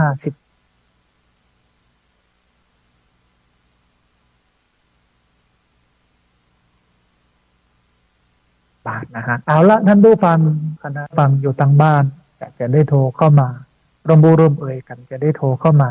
ร่วมแสดงความคิดความเห็นกันแล้ว เรียนเชิญเจริญพรท่านผู้ฟังโทรเข้ามาที่เบอร์064125 4122เบอร์064เข้ามาร่วมแสดงความเห็นกันที่เบอร์064125 4122นะวันนี้ประเด็นร้อนแรงของสังคมไทยก็คือประเด็นพระราชบัญญัติการพนัน Entertainment Complex นะฮะสถานบันเทิงครบวงจรและการพนันที่รัฐบาลเปิ้นกำลังพยายามผลักดันให้มันเกิดขึ้นก็เข้าใจเงื่อนไขว่าปีหนึ่งเนี่ยคนไทยหลักหรือว่าหนีไปเล่นการพนันต่างประเทศที่ประเทศเพื่อนบ้านหนักหลายแสนล้านนะฮะก็อยากที่จะเอาเงินนั้นกลับคืนมาแต่ว่าท่ามกลางเศรษฐกิจสังคมการเมืองแบบเนี้ยอาตมาภาพว่ามันยังบ่ถึงเวลาที่จะเนี่ยอย่างนั้นมันต้องทำให้สังคมเศรษฐกิจการเมืองมันดีขึ้นก่อนมีระบบมีระเบียบอย่างก่อนมันถึงจะดีนะฮะพอดีมีสายเข้ามาสายหนึ่งเดี๋ยวครับสายนี้ก่อนเพื่อนจะว่าจะได้พ้องเจริญพรสาธุลุงคำเจริญพรสัญญาณชัดเจนดีเนาะฮัลโหลฮัลโหลลุงคำเจริญพรพอดีสัญญาณดับไปต้องขออภัยกับลุงคำอันญาติโยมที่โทรเข้ามาสุมาเตอร์ตะกี้อันเสียงมันบอกเดี๋ยวปิดแล้วเปิดใหม่กันโทรศัพท์อาจจะมีปัญหานะฮะท่านผู้ฟังเรียนเชิญเจริญพรเนอะที่เบอร์064-125-4122เบอร์064-125-4122วันนี้เน้นย้ำเรื่องการพนันเอาความเห็นของญาติโยมที่ฟังกันเนี่ยว่าเห็นด้วยไม่เห็นด้วยยังไงเนาะโทรมาอู้กันคำนึงเนอะหันตัวไม่ใช่ว่าอาหารตัวเนอะบาหันตัวเนอะบาได้นะต้องมีเหตุผลรองรับเห็นด้วยเพราะอะไร1 2 3ไม่เห็นด้วยเพราะอะไร1 2 3เนี่ยมันถึงจะทำให้เกิดความชัดเจนในเรื่องของการแสดงความคิดเห็นที่เบอร์064-125-4122เบอร์064-125-4122ดูเหมือนว่าโทรศัพท์จะมีปัญหาเรื่องอินเทอร์เน็ตเรื่องสัญญาณดูจากโทรศัพท์ที่เปิดสายให้ญาติโยมได้โทรเข้ามาเนี่ยนะฮะคลื่นไม่ค่อยมีนะฮะอาจจะลำบากถึงเรื่องของการที่ญาติโยมได้โทรเข้ามาร่วมเอ่ยกันโทรเข้ามาร่วมแสดงความเห็นกันตัวแต่ว่าอย่าลืมนะเบอร์นี้นะฮะเบอร์064-125-4122เบอร์064-125-4122ตะกี้ลุงคำจากบ้านห้วยการบ้านโฮงหล่อปูนโทรเข้ามาแต่ว่าเสียงมันไม่ค่อยดังก็เลยปิดโทรศัพท์แล้วเปิดใหม่ตอนนี้สัญญาณมาแล้วอยู่ประมาณสัก1-2 ขีดนะฮะวันนี้มีสายเข้ามาสายหนึ่งเดี๋ยวครับสายนี้ก่อนเพื่อนจะว่าจะได้พร้อมเจริญพรสาธุโยมแม่ลีบ้านห้วยทกบ้านโฮงหล่อปูนเนาะแม่เนาะ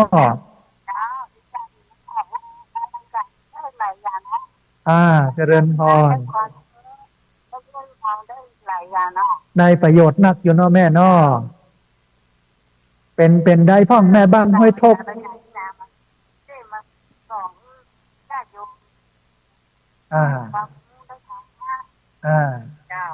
โอ้อนุโมทนาบุญสัญญาณชัดเจนดีเนาะแม่เนาะโอ้สาธุแม่อนุโมทนาบุญกับแม่เนอะสาธุแม่เจริญพร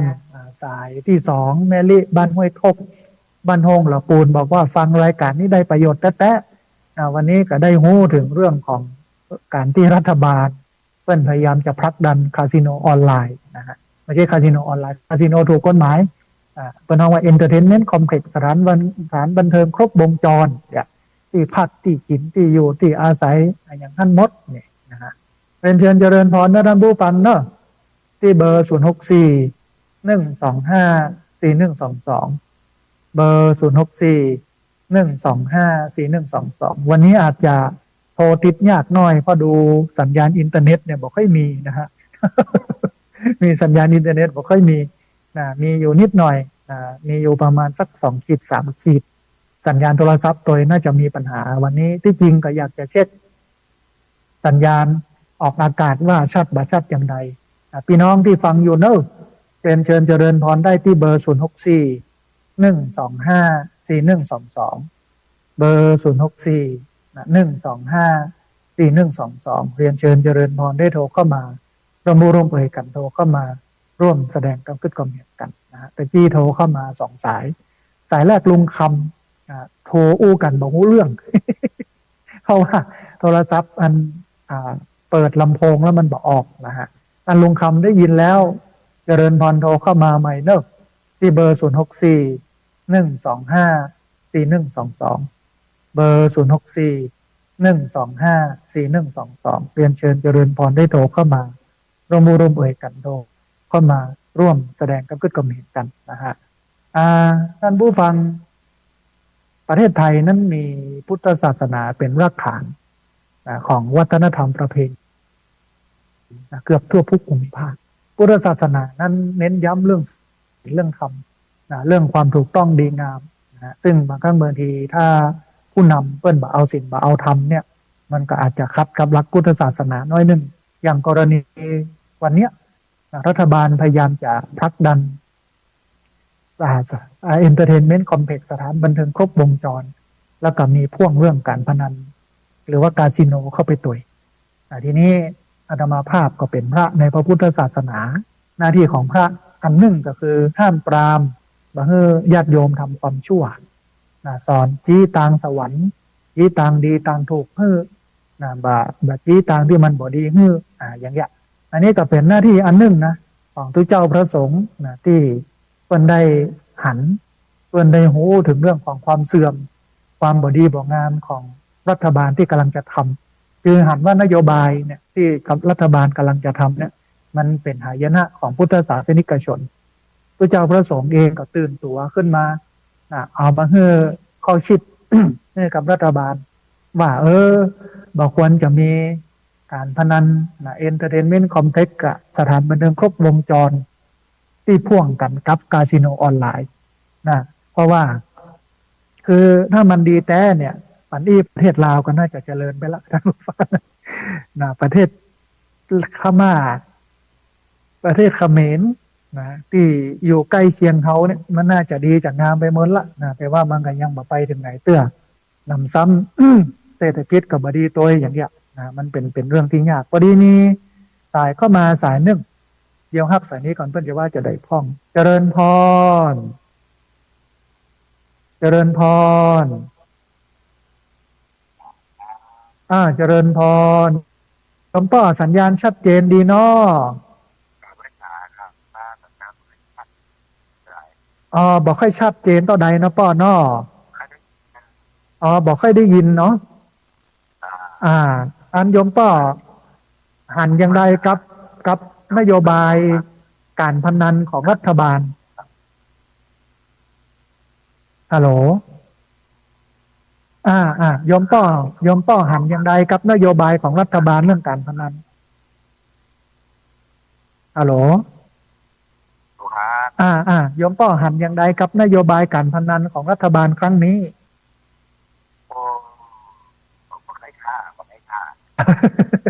บอกเป็นท่าเนาะป้อเนาะ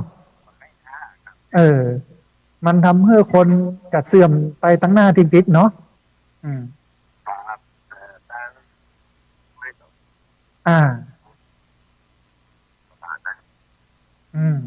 น้อยก็จะเกิดอาชญากรรมคนที่ลักเนาะ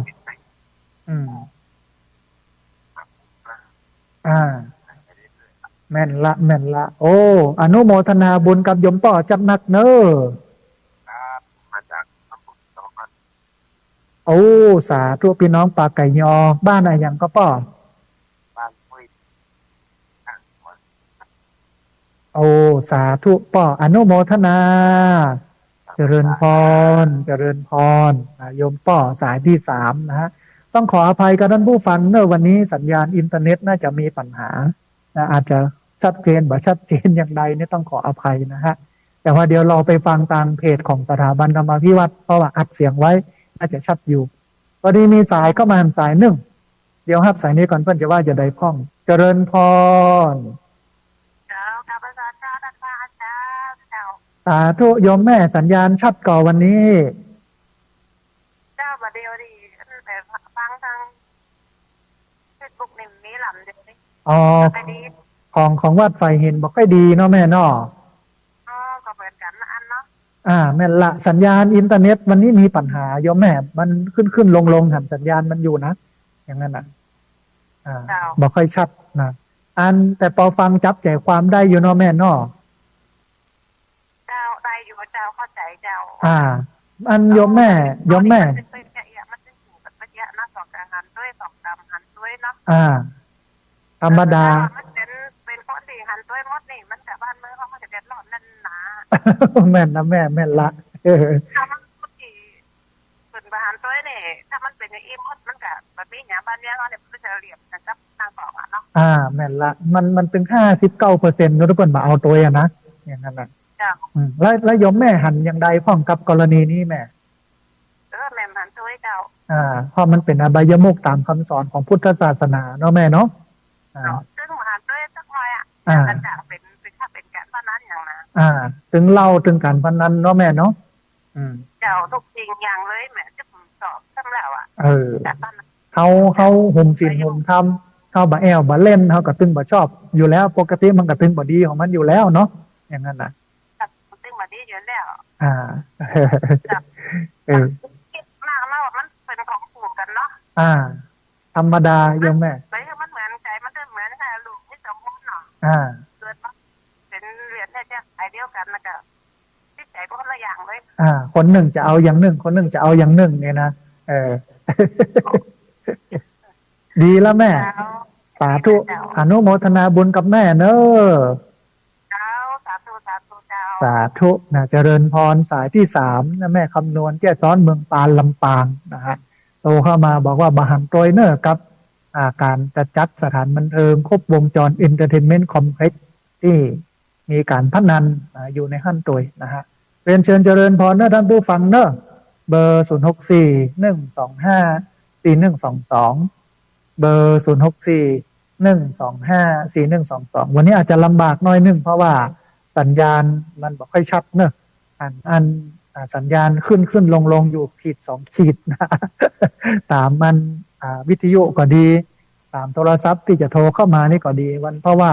อากาศวันนี้ก็แปรปรวนหนาวมาแล้ววันนี้นะฮะก็คิดว่าน่าจะอยู่ประมาณสัก3-4-5 วันบ่เกินติดอากาศก็จะเปลี่ยนเป็นร้อนคำนี้อาจจะมีฝนพ่องเนอะท่านผู้ฟังเนอะบางช่วงในช่วงระหว่าง3-7 วันนี้นะฮะอาจจะฝนลงพ่องบางพื้นที่แต่ว่านี้ญาติโยมที่อยู่จังหวัดเชียงรายอยู่ทางแม่สายเพิ่นก็รายงานว่าอาจารย์ฝนมาแล้วเนอะที่แม่สายฝนตกทำให้จุ่มให้เย็นหลายคนก็บอกว่าโว้มันยังไงเนี่ยหน้าหนาวแต่ฝนตกดีว่ามันวิปริตผิดเพี้ยนกันไปแล้วอีกนะอันนี้ก็เป็นอันหนึ่งเนาะเป็นเชิญเจริญพรนะท่านผู้ฟังเนอะที่เบอร์0641254122เบอร์0641254122เรียนเชิญเจริญพรได้โทรเข้ามาร่วมเอ่ยกันได้โทรเข้ามาร่วมแสดงคำคิดความเห็นกันนะฮะที่เบอร์นี้โดยเฉพาะวันนี้เนี่ยได้เรื่องสำคัญก็คือการที่รัฐบาลเปิ้นผลักดันจะให้กฎหมายพระราชบัญญัติสถานบันเทิงครบวงจรแล้วก็มี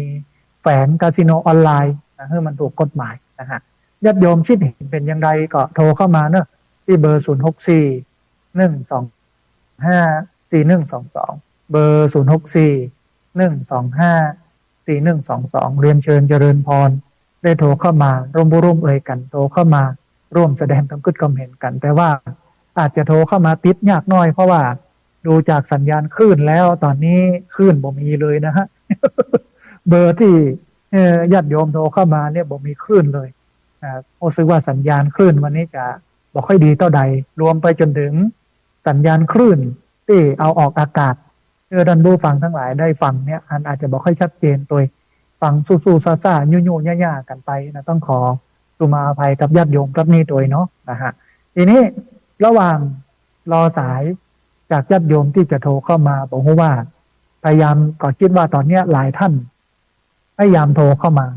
จัดหลายสายเพราะว่ารายการนี้มีคนฟังเยอะเวลาเปิดสายกำหนึ่งเนี่ยคนก็จะโทรเข้ามาประมาณ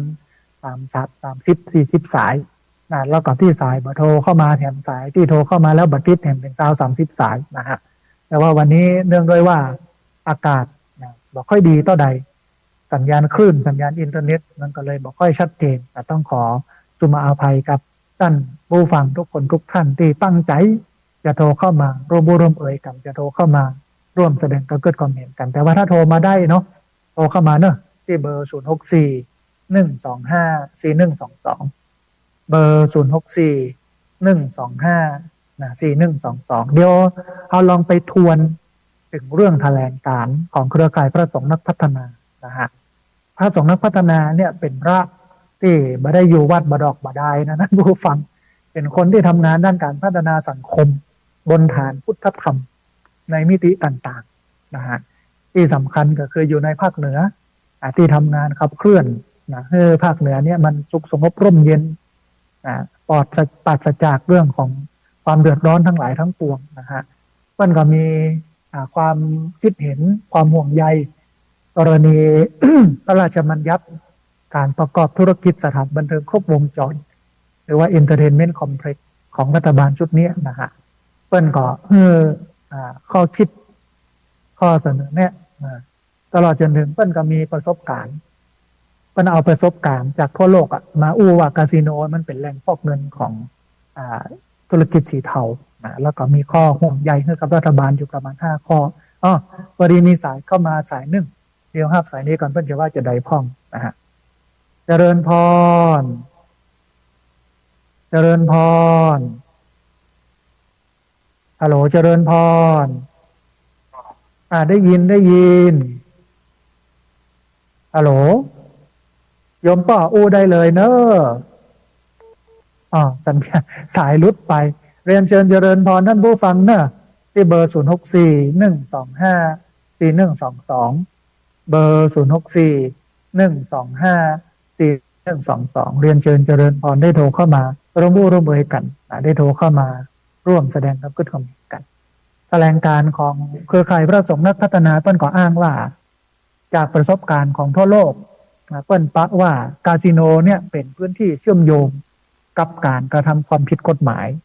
แล้วก็อาชญากรรมหลายระดับทั้งอาชญากรรมข้ามชาติอาชญากรรมข้ามชาติระดับประเทศและในระดับท้องถิ่นเกิดการฉ้อโกงทุจริตคอร์รัปชันรับสินบนและการประกอบธุรกิจผิดกฎหมายในลักษณะต่างๆการเปิดเมื่อมีคาสิโนถูกกฎหมาย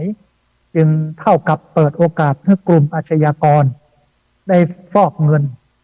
ซึ่งเป็นกระบวนการซอกก่อนบ่อนทำลายระบบเศรษฐกิจการเงิน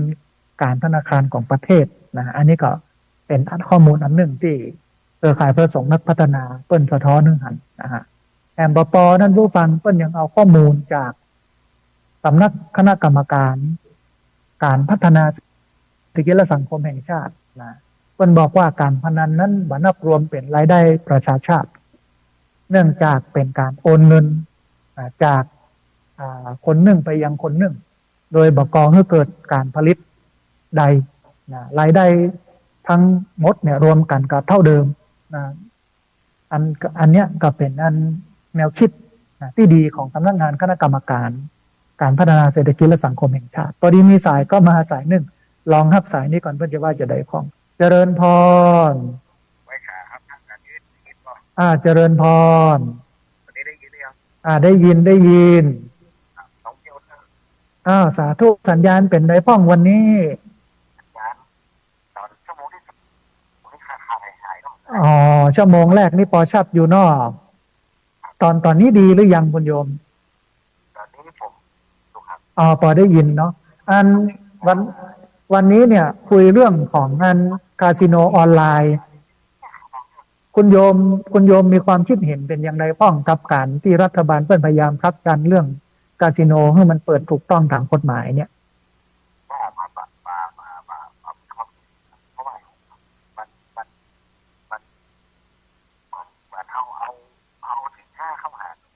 อ่าแล้วก็ในส่วนของบรรยากาศคืออยากจะคือเอาข้อธรรมะเป็นหลักครับอืมข้อธรรมะเป็นหลักพระพุทธศาสนาเอาเอาพุทธศาสนาทำใจความเป็นหลักอ่าแล้วก็การอย่างที่ท่านทูในวันเสาร์หรือว่าวันเสาร์วันไหนเนี่ยอืมท่านได้ว่าการจะเขาให้ทุกคนได้หันหน้าเข้าหาธรรมครับอืมครับแล้ววันนี้เนี่ยมันก็จำเป็นอย่างยิ่งที่จะต้องชวนโยมเข้าหาศีลหาธรรมละเพราะว่าคนจะห่างศีลห่างธรรมแล้วโลกเนาะคนเขาเนี่ยแก้ตัวมาเนาะอืมมันก็เกิดก็รู้ว่าเกิดเข้าสู่ยุคกันเมื่อไหร่ก็เกิดแก้เย็บตายอืมมันมีอยู่ที่ข้อครับอ่าทุกคนก็ต้องมีกันคนจะความเป็นความนะครับอืมแต่ว่าเขาก็ต้องหันหน้าเข้าหาพระพุทธเจ้าเนาะคอยเนาะเอาศีลเอาธรรมเป็นที่ตั้ง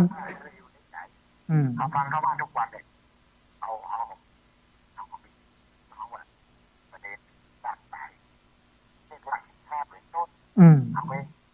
ฟังภาพอย่างเขามีงานที่เราที่เข้ามาค้างานท่านแบบนี้นะเขาบอกเก็บข้อมูลมาอันนี้เป็นรู้เรื่องอันนั้นเป็นรู้เรื่องอืมเขาเดี๋ยวการปฏิบัติอืมครับอ่าจะดีนะครับก็ดีอย่างนี้ก็ดีเปิดเอาไปยังเพื่อการพูดถึงนะครับอ่าอ่าผมว่าผมไปด้วยครับโอ้ดีคุณโยมอนุโมทนาบุญกับโยมเบลเนอะนะกำลังใจครับท่านสาธุเจริญพรนะโยมเบลนะเป็นผู้พิการทางด้านสายตานะฮะอยู่ที่จังหวัดลำปางเพิ่นก็บอกว่าเราเป็นชาวพุทธเนาะเราก็ควรเอาหลักของพุทธก็คือเรื่องของศีลเรื่องของสมาธินะเรื่องของปัญญาเนี่ยมาเป็นหลักของการดำเนินชีวิตแต่ถ้าอันไหนที่มันผิดศีลผิดธรรมเนี่ยเราก็บอกเข้าท่านะอย่างกรณีของการพนันที่เพิ่นจะเปิดการถ้ามีบ่อนคาสิโนอย่างเงี้ยเราก็บ่สมควรเนาะนะฮะพอดีมีสายเข้ามาเดิมสายหนึ่งเดี๋ยวครับสายนี้ก่อนเพื่อนจะว่าจะได้พ้องเจริญพรสาธุโยมแม่โทรมาจากทางใดโอ้สาธุสัญญาณเป็นไดพ้องแม่พอได้ยินอยู่นอ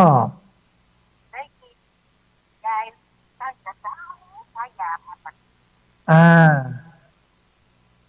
วันนี้มันอาจจะไม่ค่อยชัดเจนครับสัญญาณขึ้นอินเทอร์เน็ตมันขึ้นลงไงนะ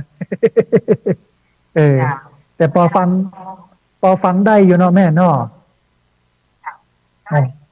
โอ้อนุโมทนาบุญกับโยมแม่ที่ติดตามรับฟังแล้วก็โทรเข้ามาให้กำลังใจกันเนอะแม่เนอะสาธุแม่เจริญพรอนุโมทนาบุญกับโยมแม่ตัวนะฮะเรียนเชิญเจริญพรเนอะท่านผู้ฟังเนอะที่เบอร์0641254122เบอร์0641254122เรียนเชิญเจริญพรได้โทรเข้ามาร่วมบุร่วมเอ่ยกันโทรเข้ามาร่วมแสดงกำกึศกำเห็น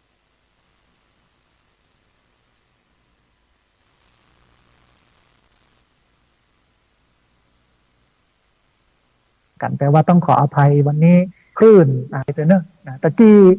ได้อู้ถึงเรื่องสำนักงานคณะกรรมการการพัฒนาเศรษฐกิจและสังคมแห่งชาติเปิ้นระบุว่าการพนันนั้นบันับรวมเป็นรายได้ประชาชาติแล้วก็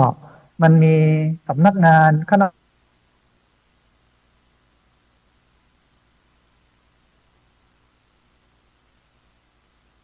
กรรมการกฤษฎีกาที่เปิ้นเห็นว่าชัดเจน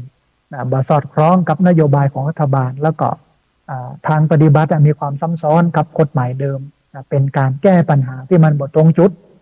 อ้างสถานบันเทิงครบวงจรแต่มกเม็ดการ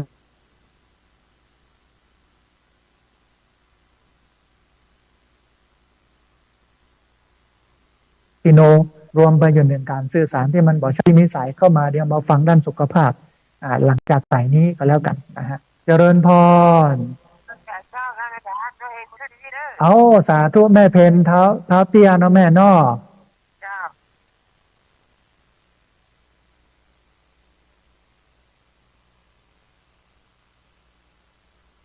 สัญญาณ ไปกับโยมแม่จัดหนักเนอะอ่าสาธุแม่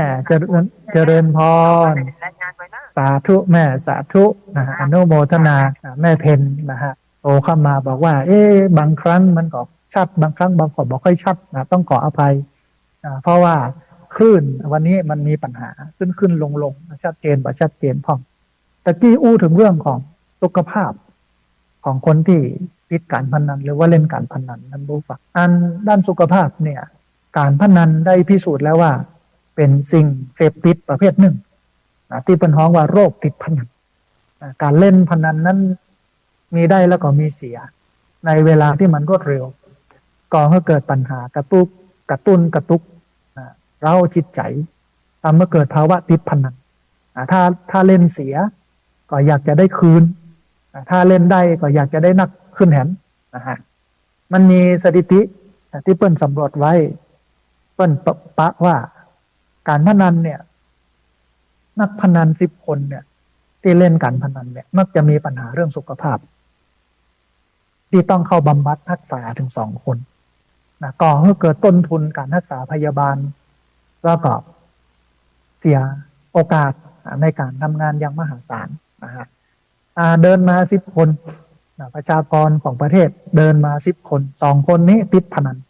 จะเป็นโรคติดพนันร้ายแรงที่จะต้องเข้าสู่การบำบัดทีนี้ในมิติของพระพุทธศาสนาท่านผู้ฟังในทางพระพุทธศาสนานั้นได้จัดการพนันซึ่งหมายถึงการชอบเล่นการพนันขันต่อไว้ว่าเป็นปากทางหรือว่าเป็นช่องทางความเสื่อมช่องทางแห่งความชิบหายของภกทรัพย์พอดีมีสายก็มาสายหนึ่งเดี๋ยวครับสายนี้ก่อนเปิ้นจะว่าจะได้พ่องเจริญพรเจริญพรโยมป้อโทรมาจากทางใดโอ้สาธุสัญญาณเป็นได้พ่องป้อวันนี้บอกค่อยดีต่อใดเนาะ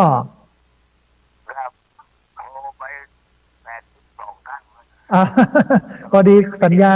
ญาณคลื่นมันบ่ดีโยมป้อมันขึ้นลงวันนี้ต้องขออภัยกับโยมป้อตัวเนาะแต่ตอนนี้ติดแล้วได้อู้แล้วเนาะป้อเนาะขาดหายเป็นบางครั้งเนาะโยมป้อว่ามาเลยฮัลโหลเจริญพรได้ยินแล้วเนาะชัดแล้วเนาะป้อเนาะโอ้ก็ต้องขออภัยโยมป้อสัญญาณบอกค่อยดีวันนี้เนาะนะครับอนุโมทนาบุญกับโยมป้อเนอะโอ้ชื่นใจโยมป้อชื่นใจนะแฟนพันธุ์แท้เนี่ยเนาะ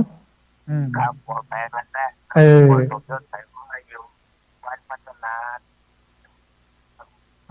อำเภอเวียงป่าเป้าจังหวัดเชียงรายเนาะป้อเนาะโอ้อนุโมทนาบุญกับโยมป้อจับนักอนุโมทนาบุญกับป้อเนอะสาธุนะฮะสาธุโยมป้ออนุโมทนาบุญกับโยมป้อสมยศแสงสร้อยนะฮะเวียงป่าเป้าเชียงรายท่านผู้ฟังที่ฟังอยู่เนอะปอโทรเข้ามาได้ก็โทรเข้ามาเนอะที่เบอร์064-125-4122เบอร์064-125-4122ตะกี้อู้ค้างไว้ว่าในทัศนคติของพุทธศาสนาเนี่ยมองว่าการพนันเนี่ยมันเป็นอบายมุขเป็นปากทางแห่งความเสื่อมปากทางแห่งความชิบหายเพราะที่มีสายก็มาสายหนึ่ง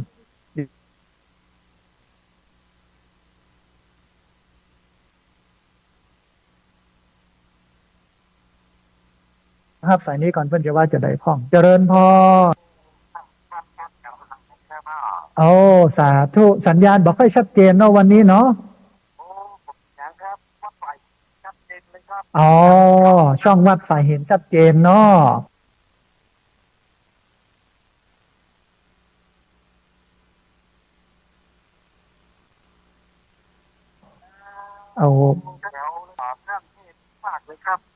สาธุโยมป้อ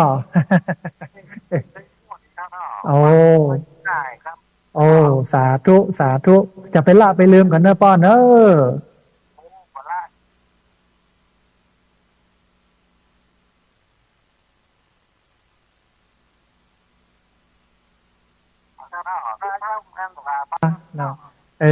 ถ้าตอนนี้ส่งใจมาเนอะ สาธุโยมป่ออนุโมทนา สาธุเจริญพรโยมป่อจากอำ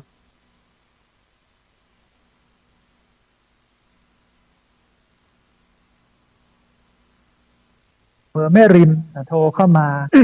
พุทธศาสนามองว่าการพนันเป็นอบายมุขทั้งในอบายมุข6เนี่ยนะเป็นการพนันมันอยู่ในนั้นนะโทษของการพนันในอบายมุข6เนี่ยก็คือ1เป็นหนทางแห่งความก่อเวรซึ่งกันและกันอันที่2ทำให้เสียสินทรัพย์อันที่3บ่มีไผไว้วางใจอันที่4บ่มีไผอยากคบค้าสมาคมอันที่5เนี่ยบ่มีไผอยากแต่งงานตัวอันที่6เนี่ยทำให้คนลุ่มหลงแล้วก็เล่นแล้วบ่หยุดเล่นแล้วหยุดบ่ได้นอกจากนี้เนี่ยหากเอาพิจารณาอย่างแยบคายเอาพอกอยอย่างลึกซึ้งแล้วเนี่ยเขาจะปะว่าสถานบันเทิงครบวงจรตามชื่อของ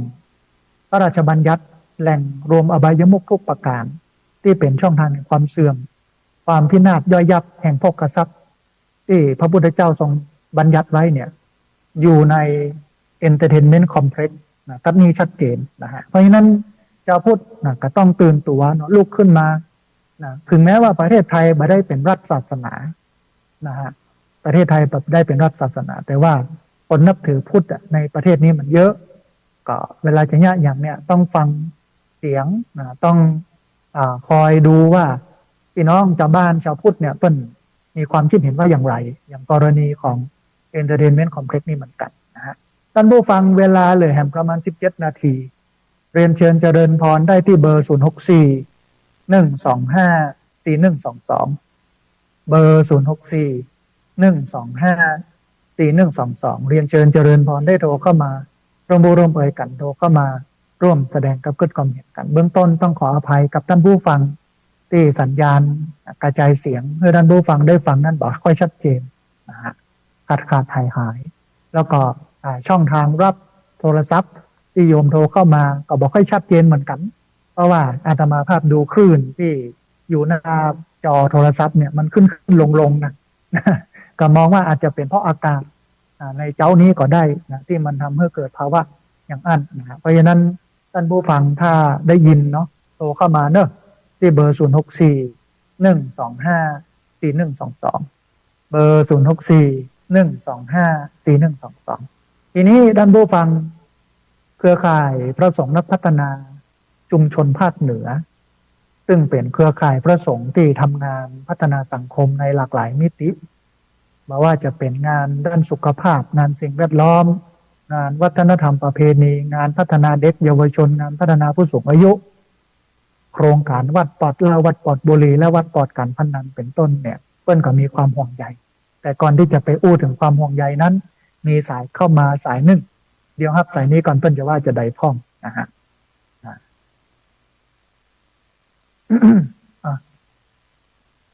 ลุดไปท่านผู้ฟังเรียนเชิญเจริญพรท่านผู้ฟังโทรเข้ามาใหม่เนอะที่เบอร์064 125 4122ขออภัยจริงๆท่านผู้ฟังวันนี้มีปัญหาจริงๆในเรื่องของสัญญาณซึ่งมันก็บ่สามารถจะไปแก้ไขปัญหาเรื่องนี้ได้เพราะว่ามันเป็นระบบใหญ่ของประเทศนะฮะต้องขอสุมาอภัยกับท่านผู้ฟังแป๊ะๆนะทีนี้ท่านผู้ฟังเครือข่ายพระสงฆ์นักพัฒนาภาคเหนือเนี่ยมีความรู้สึกเป็นห่วงกังวลในสถานการณ์ที่รัฐบาลมีการพักพระราชบัญญัติการประกอบธุรกิจสถานบันเทิงครบวงจรหรือว่า entertainment complex ซึ่งจะส่งผลกระทบด้านลบต่อสังคมไทยทั้งด้านเศรษฐกิจสังคมสุขภาพหลักนิติธรรมแล้วก็หลักศีลธรรมอันดีงามของสังคมดังนั้นเครือข่ายพระสงฆ์นักพัฒนาชุมชนภาคเหนือจึงเสนอข้อเรียกร้องไปถึงรัฐบาลอยู่5ข้อตะกี้ได้อู้แล้วก็มาย้ำหนึ่งคำหนึ่ง5ข้อนั้น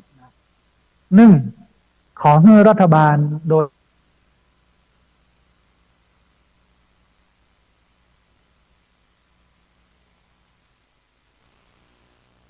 นายกรัฐมนตรีแล้วก็คณะรัฐมนตรีความเห็นของคณะกรรมการกฤษฎีกาอันนี้คือข้อ1ที่เครือข่ายพระสงฆ์นักพัฒนาเป็นเสนอ2ขอให้รัฐบาล โดยนายกรัฐมนตรีแล้วก็คณะรัฐมนตรีจัด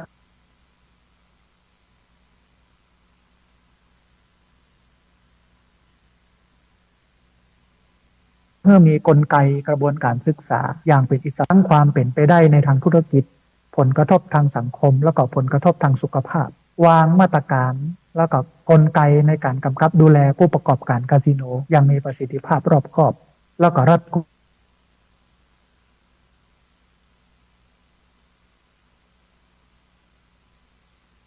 มาตรการและกลไกในการป้องกันเพื่อมีการเผยแพร่ผลการศึกษาอย่างเปิดเผยแล้วก็ตรงไปตรงมาอันนี้ข้อที่3ขอให้รัฐบาลนั้นนำเรื่องนี้เข้าสู่กระบวนการประชามติเพื่อรับฟังความคิดเห็นของประชาชนชาวไทยทั้งประเทศบ่จำกัดเพียงประชาชนบางกลุ่มพร้อมทั้งสนับสนุนการเผยแพร่ความรู้และการรณรงค์ความรู้ทั้งฝ่ายที่หันตัวแล้วก็ฝ่ายที่เห็นต่างด้วยเหตุที่เรื่องนี้มีความซับซ้อนจึงต้องการตรึกตรองอย่างรอบคอบเพื่อที่รัฐบาลจะได้ตัดสินใจบนฐานของปัญญาไม่ใช่ฐานของความอยากได้ตังค์อย่างเดียวแล้วไม่ได้มองด้านอื่นๆอันที่4ท่านผู้ฟังขอให้รัฐบาลเร่งรัดปราบปรามการทุจริตอย่างจริงจังและเด็ดขาดเพิ่มประสิทธิภาพในการบังคับใช้กฎหมายและการปฏิรูปกระบวนการยุติธรรมเพื่อสร้างความเชื่อมั่นให้แก่ประชาชนชาวไทยเพราะถือว่าเป็นรากฐานสำคัญสำหรับการพิจารณาตราพระราชบัญญัติเพื่อปรับเปลี่ยนแอมหลายอย่างแอมหลายกิจการให้อยู่ภายใต้กฎหมายต่อไปในอนาคตแล้วก็ข้อสุดท้ายท่านผู้ฟังขอให้พี่น้องชาวไทยเนี่ยช่วยกันศึกษาหาความรู้เกี่ยวกับการประกอบธุรกิจสถานบันเทิงครบวงจรหรือว่า Entertainment Complex ทั้งประโยชน์ในทางเศรษฐกิจผลกระทบทางสังคมผลกระทบทางสุขภาพอย่างรอบด้านเพื่อแสดงออกในการสนับสนุนหรือว่าคัดค้านพระราชบัญญัติฉบับนี้อย่างมีเหตุมีผลเพื่อนำไปสู่การตัดสินใจในเรื่องนี้ของรัฐบาลโดยคำนึงถึงผลประโยชน์ของคนไทยทุกคนแล้วก็ความสงบสุขของสังคมไทยโดยรวมนี่คือความห่วงใยต่อนโยบายของรัฐบาลพระเองก็เป็นคนที่อยู่ในสังคมนี้อย่างน้อยถ้าหากว่ามีสิ่งที่มันเกิดขึ้นแล้วมันก็จะเป็นผลกระทบต่อพี่น้องชาวบ้านพระเองก็ลุกขึ้นมาเป็นกระบอกเสียงสะท้อนกับญาติโยมหรือกับผู้บริหารประเทศได้ยินเพื่อเพื่อนจะได้กำกึดเอาไปปรับเอาไปเปลี่ยนเอาไปปรุงสิ่งที่กำลังทำเนี่ยให้มันมีด้านลบน้อยที่สุดเป็นผลบวกต่อพี่น้องประชาชนนักที่สุดเพื่อทั้งนี้ก็เพื่อประโยชน์สุขของพี่น้องประชาชนบอกว่าจะเป็นคนในลักษณะไหนคนที่ใดก็เป็นความห่วงใยถึงแม้ว่าพระสงฆ์ในเชิงกฎหมายเพิ่นจะห้ามพระสงฆ์นั้นไปยุ่งกับการเมืองแต่ในทางปฏิบัติเนี่ยพระสงฆ์ก็เป็นพลเมืองคนหนึ่งผลได้ผลเสียของสังคมที่เกิดขึ้นเนี่ยพระสงฆ์ก็สามารถจะหลีกเว้นผลนั้นได้ทั้งหมดคือได้รับผลนั้นเต็มๆไม่ว่าจะเป็นด้านบวกไม่ว่าจะเป็นด้านลบที่เกิดขึ้นจากนโยบายของรัฐบาลพระสงฆ์ก็ได้แต่เพียงแต่เสนอข้อคิดเห็นไปถึงรัฐบาลเพื่อนได้รู้ได้เข้าใจถึงนโยบายของรัฐบาลที่จะส่งผลกระทบต่อพี่น้องชาวบ้านต่อประชาชนเพื่อนได้รู้ได้เข้าใจได้ยินได้ฟังเพื่อเพื่อนจะเอาไปปรับให้มันดีขึ้นบางทีเกิดผลกระทบต่อพุทธศาสนิกชนต่อพระสงฆ์อาตมาภาพเนี่ยมีมุมมองว่าหากว่าพระสงฆ์ มาอู้เรื่องนี้หรือไม่แสดงแสดงบทบาทหน้าที่ของความเป็นพระโดยเฉพาะการห้ามปรามเมื่อพุทธศาสนิกชนไปทำความชั่วนี่มันเป็นบทบาทหนึ่งของพระสงฆ์ท่านผู้ฟังอยู่ในทิศ6เปิ้นก็ระบุไว้ชัดเจนว่าพระสงฆ์มีหน้าที่อย่างพ้องควรที่จะมาทำอย่างพ้องเปิ้นว่าเพื่อให้เกิดการเปลี่ยนแปลงหรือว่าเกิดมีความรู้ความเข้าใจอย่างนักขึ้นในทัศนคติของพระสงฆ์ก็ถ้า เอามาผ่อกอยอ่ะนะพระสงฆ์เนี่ยก็ถือว่าเป็นผู้ที่อยู่ทิศเบื้องบนเปิ้นฮ้องว่าอุปริมทิศนะซึ่งก็แปลว่าทิศเบื้องบนข้อปฏิบัติเรื่องนี้นะสำหรับพระสงฆ์องค์สังฆเจ้ามันก็มีอยู่ของมันนะในส่วนของลักษณ์ของทิศเบื้องบนนะฮะเพราะฉะนั้นเนี่ยท่านผู้ฟังถ้าหากว่าถ้าพระสงฆ์เป็นทิศเบื้องบนนะพระสงฆ์ก็ควรที่จะอนุเคราะห์นะต่อญาติโยมพุทธศาสนิกชนนะประมาณ6 ข้อแรกเนี่ยพระสงฆ์เองจะต้องห้ามปรามพี่น้องชาวบ้านหรือว่าพุทธศาสนิกชนเนี่ยบังเอิญไปทำความชั่วนะห้ามปรามไม่ให้ไปทำชั่วข้อแรกเลยข้อที่2เนี่ยสอนให้ญาติโยมนั้นตั้งอยู่ในความดีนะตั้งอยู่ในศีลในธรรมอยู่ในทำนองครองธรรมอันที่3เนี่ยอนุเคราะห์ด้วยความปรารถนาดีอันที่4เนี่ยได้ฟังสิ่งที่บ่เคยได้ฟังอันที่5เนี่ยทำให้สิ่งที่เคยฟังแล้วให้มันชัดเจนให้มันแจ่มแจ้งให้มันเข้าใจลึกซึ้งไปยิ่งกว่านี้แถมแล้วก็อันที่6เนี่ยพระสงฆ์ก็มีหน้าที่บอกทางสวรรค์สอนวิธีดำเนินชีวิตให้ประสบความสุขความสำเร็จที่มันถูกต้องเฮาดู6 หน้าที่ของพระสงฆ์ในฐานะที่เป็นอุปริมทิศคือทิศเบื้องบน6 ข้อนี้แล้วมันก็จะหันว่ามันก็มีความสำคัญจำเป็นนะที่พระสงฆ์ออกมาอู้เรื่องนี้นะเพราะว่ามันเป็นการห้ามปรามพี่น้องชาวบ้านพุทธศาสนิกชนเพื่อไปทำความชั่วชาวบ้านพุทธศาสนิกชนตั้งอยู่ในความดีพุทธศาสนิกชนอนุเคราะห์ด้วยความปรารถนาดี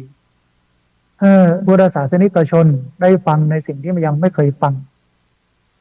พุทธศาสนิกชนทำในสิ่งที่เคยฟังในสิ่งที่เคยฟังแล้วให้มันชัดเจนแล้วก็ข้อสุดท้ายบอกทางสวรรค์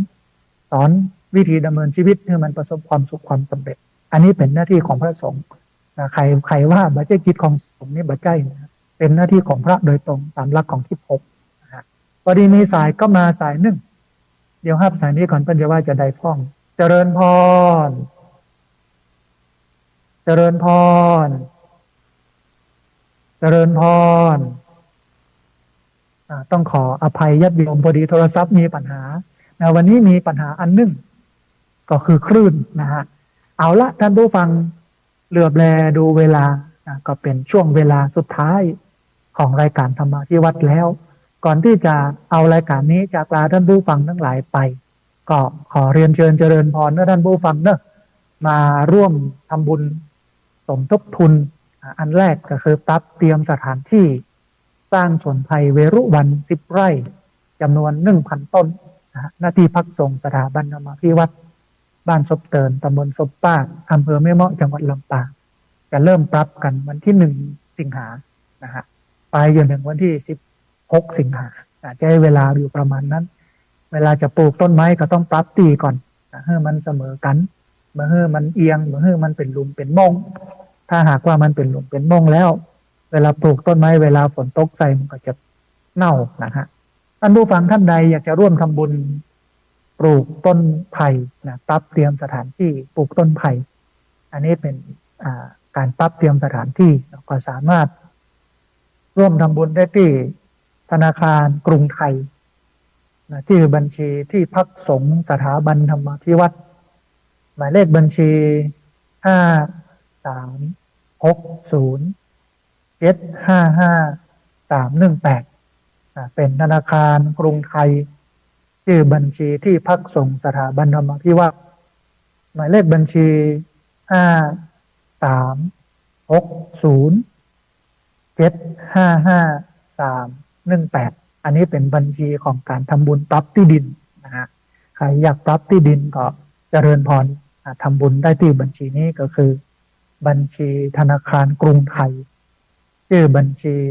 ที่พักสงฆ์สถาบันธรรมพิวัตรหมายเลขบัญชี53607555318อันนี้เป็นบัญชีของการทำบุญปรับที่นะฮะแล้วก็แห่งบุญเป็นการทำบุญต้นไผ่ ต้นกล้าไผ่ที่จะเอามาปลูกกันในวันที่17 สิงหาคมพุทธศักราช2567จะปลูกพันกล้าในที่10 ไร่ตั้งไว้ต้นละ50 บาทนะฮะท่านใดที่อยากจะร่วมทำบุญสนับสนุนต้นกล้าไผ่ต้นละ50 บาทก็สามารถร่วมทำบุญได้ที่ธนาคารกรุงเทพชื่อบัญชีนางสาววรัญธรจงรุ่งโรจน์สกุลเลขที่บัญชี748-028-6231นะฮะเป็นธนาคารกรุงเทพชื่อบัญชีนางสาววรัญธรจงรุ่งโรจน์สกุลเลขบัญชี748-028-6231นะฮะอันนี้ก็เป็น2 ข่าวบุญที่เอามาฝากกับท่านผู้ฟังในรายการธรรมธิวัฒน์ในวันนี้นะฮะท่านผู้ฟังเหลือเวลา2 นาทีคงจะงดรับสายจากท่านผู้ฟังที่ฟังอยู่จะโทรเข้ามาร่วมร่วมเผยกันในวันนี้เรื่องประเด็นสำคัญเราในฐานะที่เป็นพุทธศาสนิกชนเราก็อยากให้หันความสุขความสงบความตั้งมั่นของพุทธศาสนิกชนที่อยู่บนของศีลธรรมที่เอาหลักของศีลเอาหลักของสมาธิเอาหลักของปัญญามาใช้แล้วก็หลักเนี้ยก็คือศีลสมาธิปัญญาเนี่ยมันทำให้สังคมสุขสงบร่มเย็นบักก่อให้เกิดการพิจศีลพิจธรรมจิตใจสุขสงบมีปัญญามีกำกึบอันนี้เป็นความมุ่งหมายของพุทธศาสนาที่อยากจะให้พุทธศาสนิกชนปฏิบัติตามหลักการนี้นะฮะเคร่งครัดเพื่อความสุขสงบของสังคมไทยเพราะฉะนั้นวันนี้พระราชบัญญัติสถานบันเทิงครบวงจร Entertainment Complex เนี่ยมันก็มีแง่มุมหนึ่งที่มีปัญหาก็คือเปิ้นจะเอาการพนันโดยเฉพาะคาสิโนการพนันคาสิโนถูกกฎหมายมันก็เลยทำให้พระสงฆ์เองก็ตื่นตัวลุกขึ้นมาลุกขึ้นมาบอกในฐานะที่เป็นพุทธศาสนิกชนขึ้นมาเตือนกันนะฮะ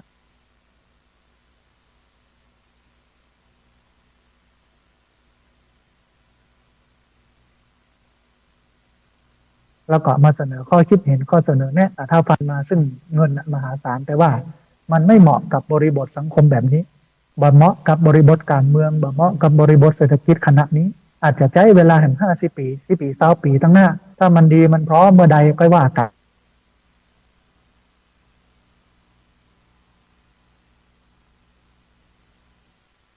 นะฮะอันที่2ในฐานะที่เป็นผู้เจ้ามายมุกมันผิดศีลผิดธรรมมันก่อให้เกิดปัญหาขึ้นมานักหนาจารีตั้งหน้านะฮะอันนี้ก็เป็นความห่วงใยจากรายการธรรมธิวัฒน์เอาละท่านผู้ฟังเหลือบแลดูเวลาของรายการธรรมธิวัฒน์ได้หมดลงแล้ววันนี้อาตมาภาพพระสาธิตธีระปัญโยผู้อำนวยการสถาบันธรรมธิวัฒน์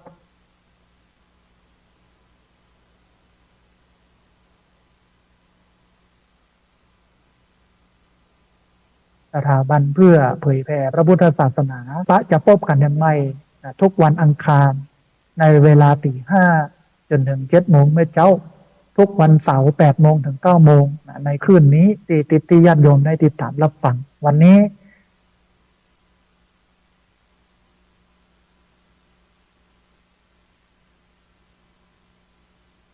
กราบขอบพระคุณครูบาอาจารย์พระเถรานุเถรรับฟังอนุโมทนาบุญกับเจ้าของคลื่นเจ้าของสถานีที่รับสัญญาณเอาไปออกอากาศส่งกระจายเสียงอนุโมทนาบุญกับญาติโยมทุกคนทุกท่านที่โทรเข้ามาร่วมกันเอ่ยแล้วก็ขออภัยญาติโยมที่โทรเข้ามาแล้วบัดนี้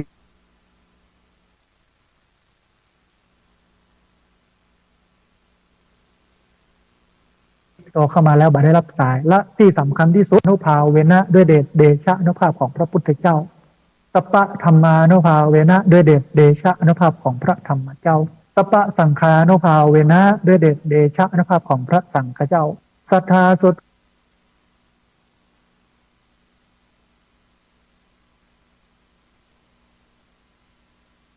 พระวันตุเตขอความสุขความเจริญในธรรมเจริญพร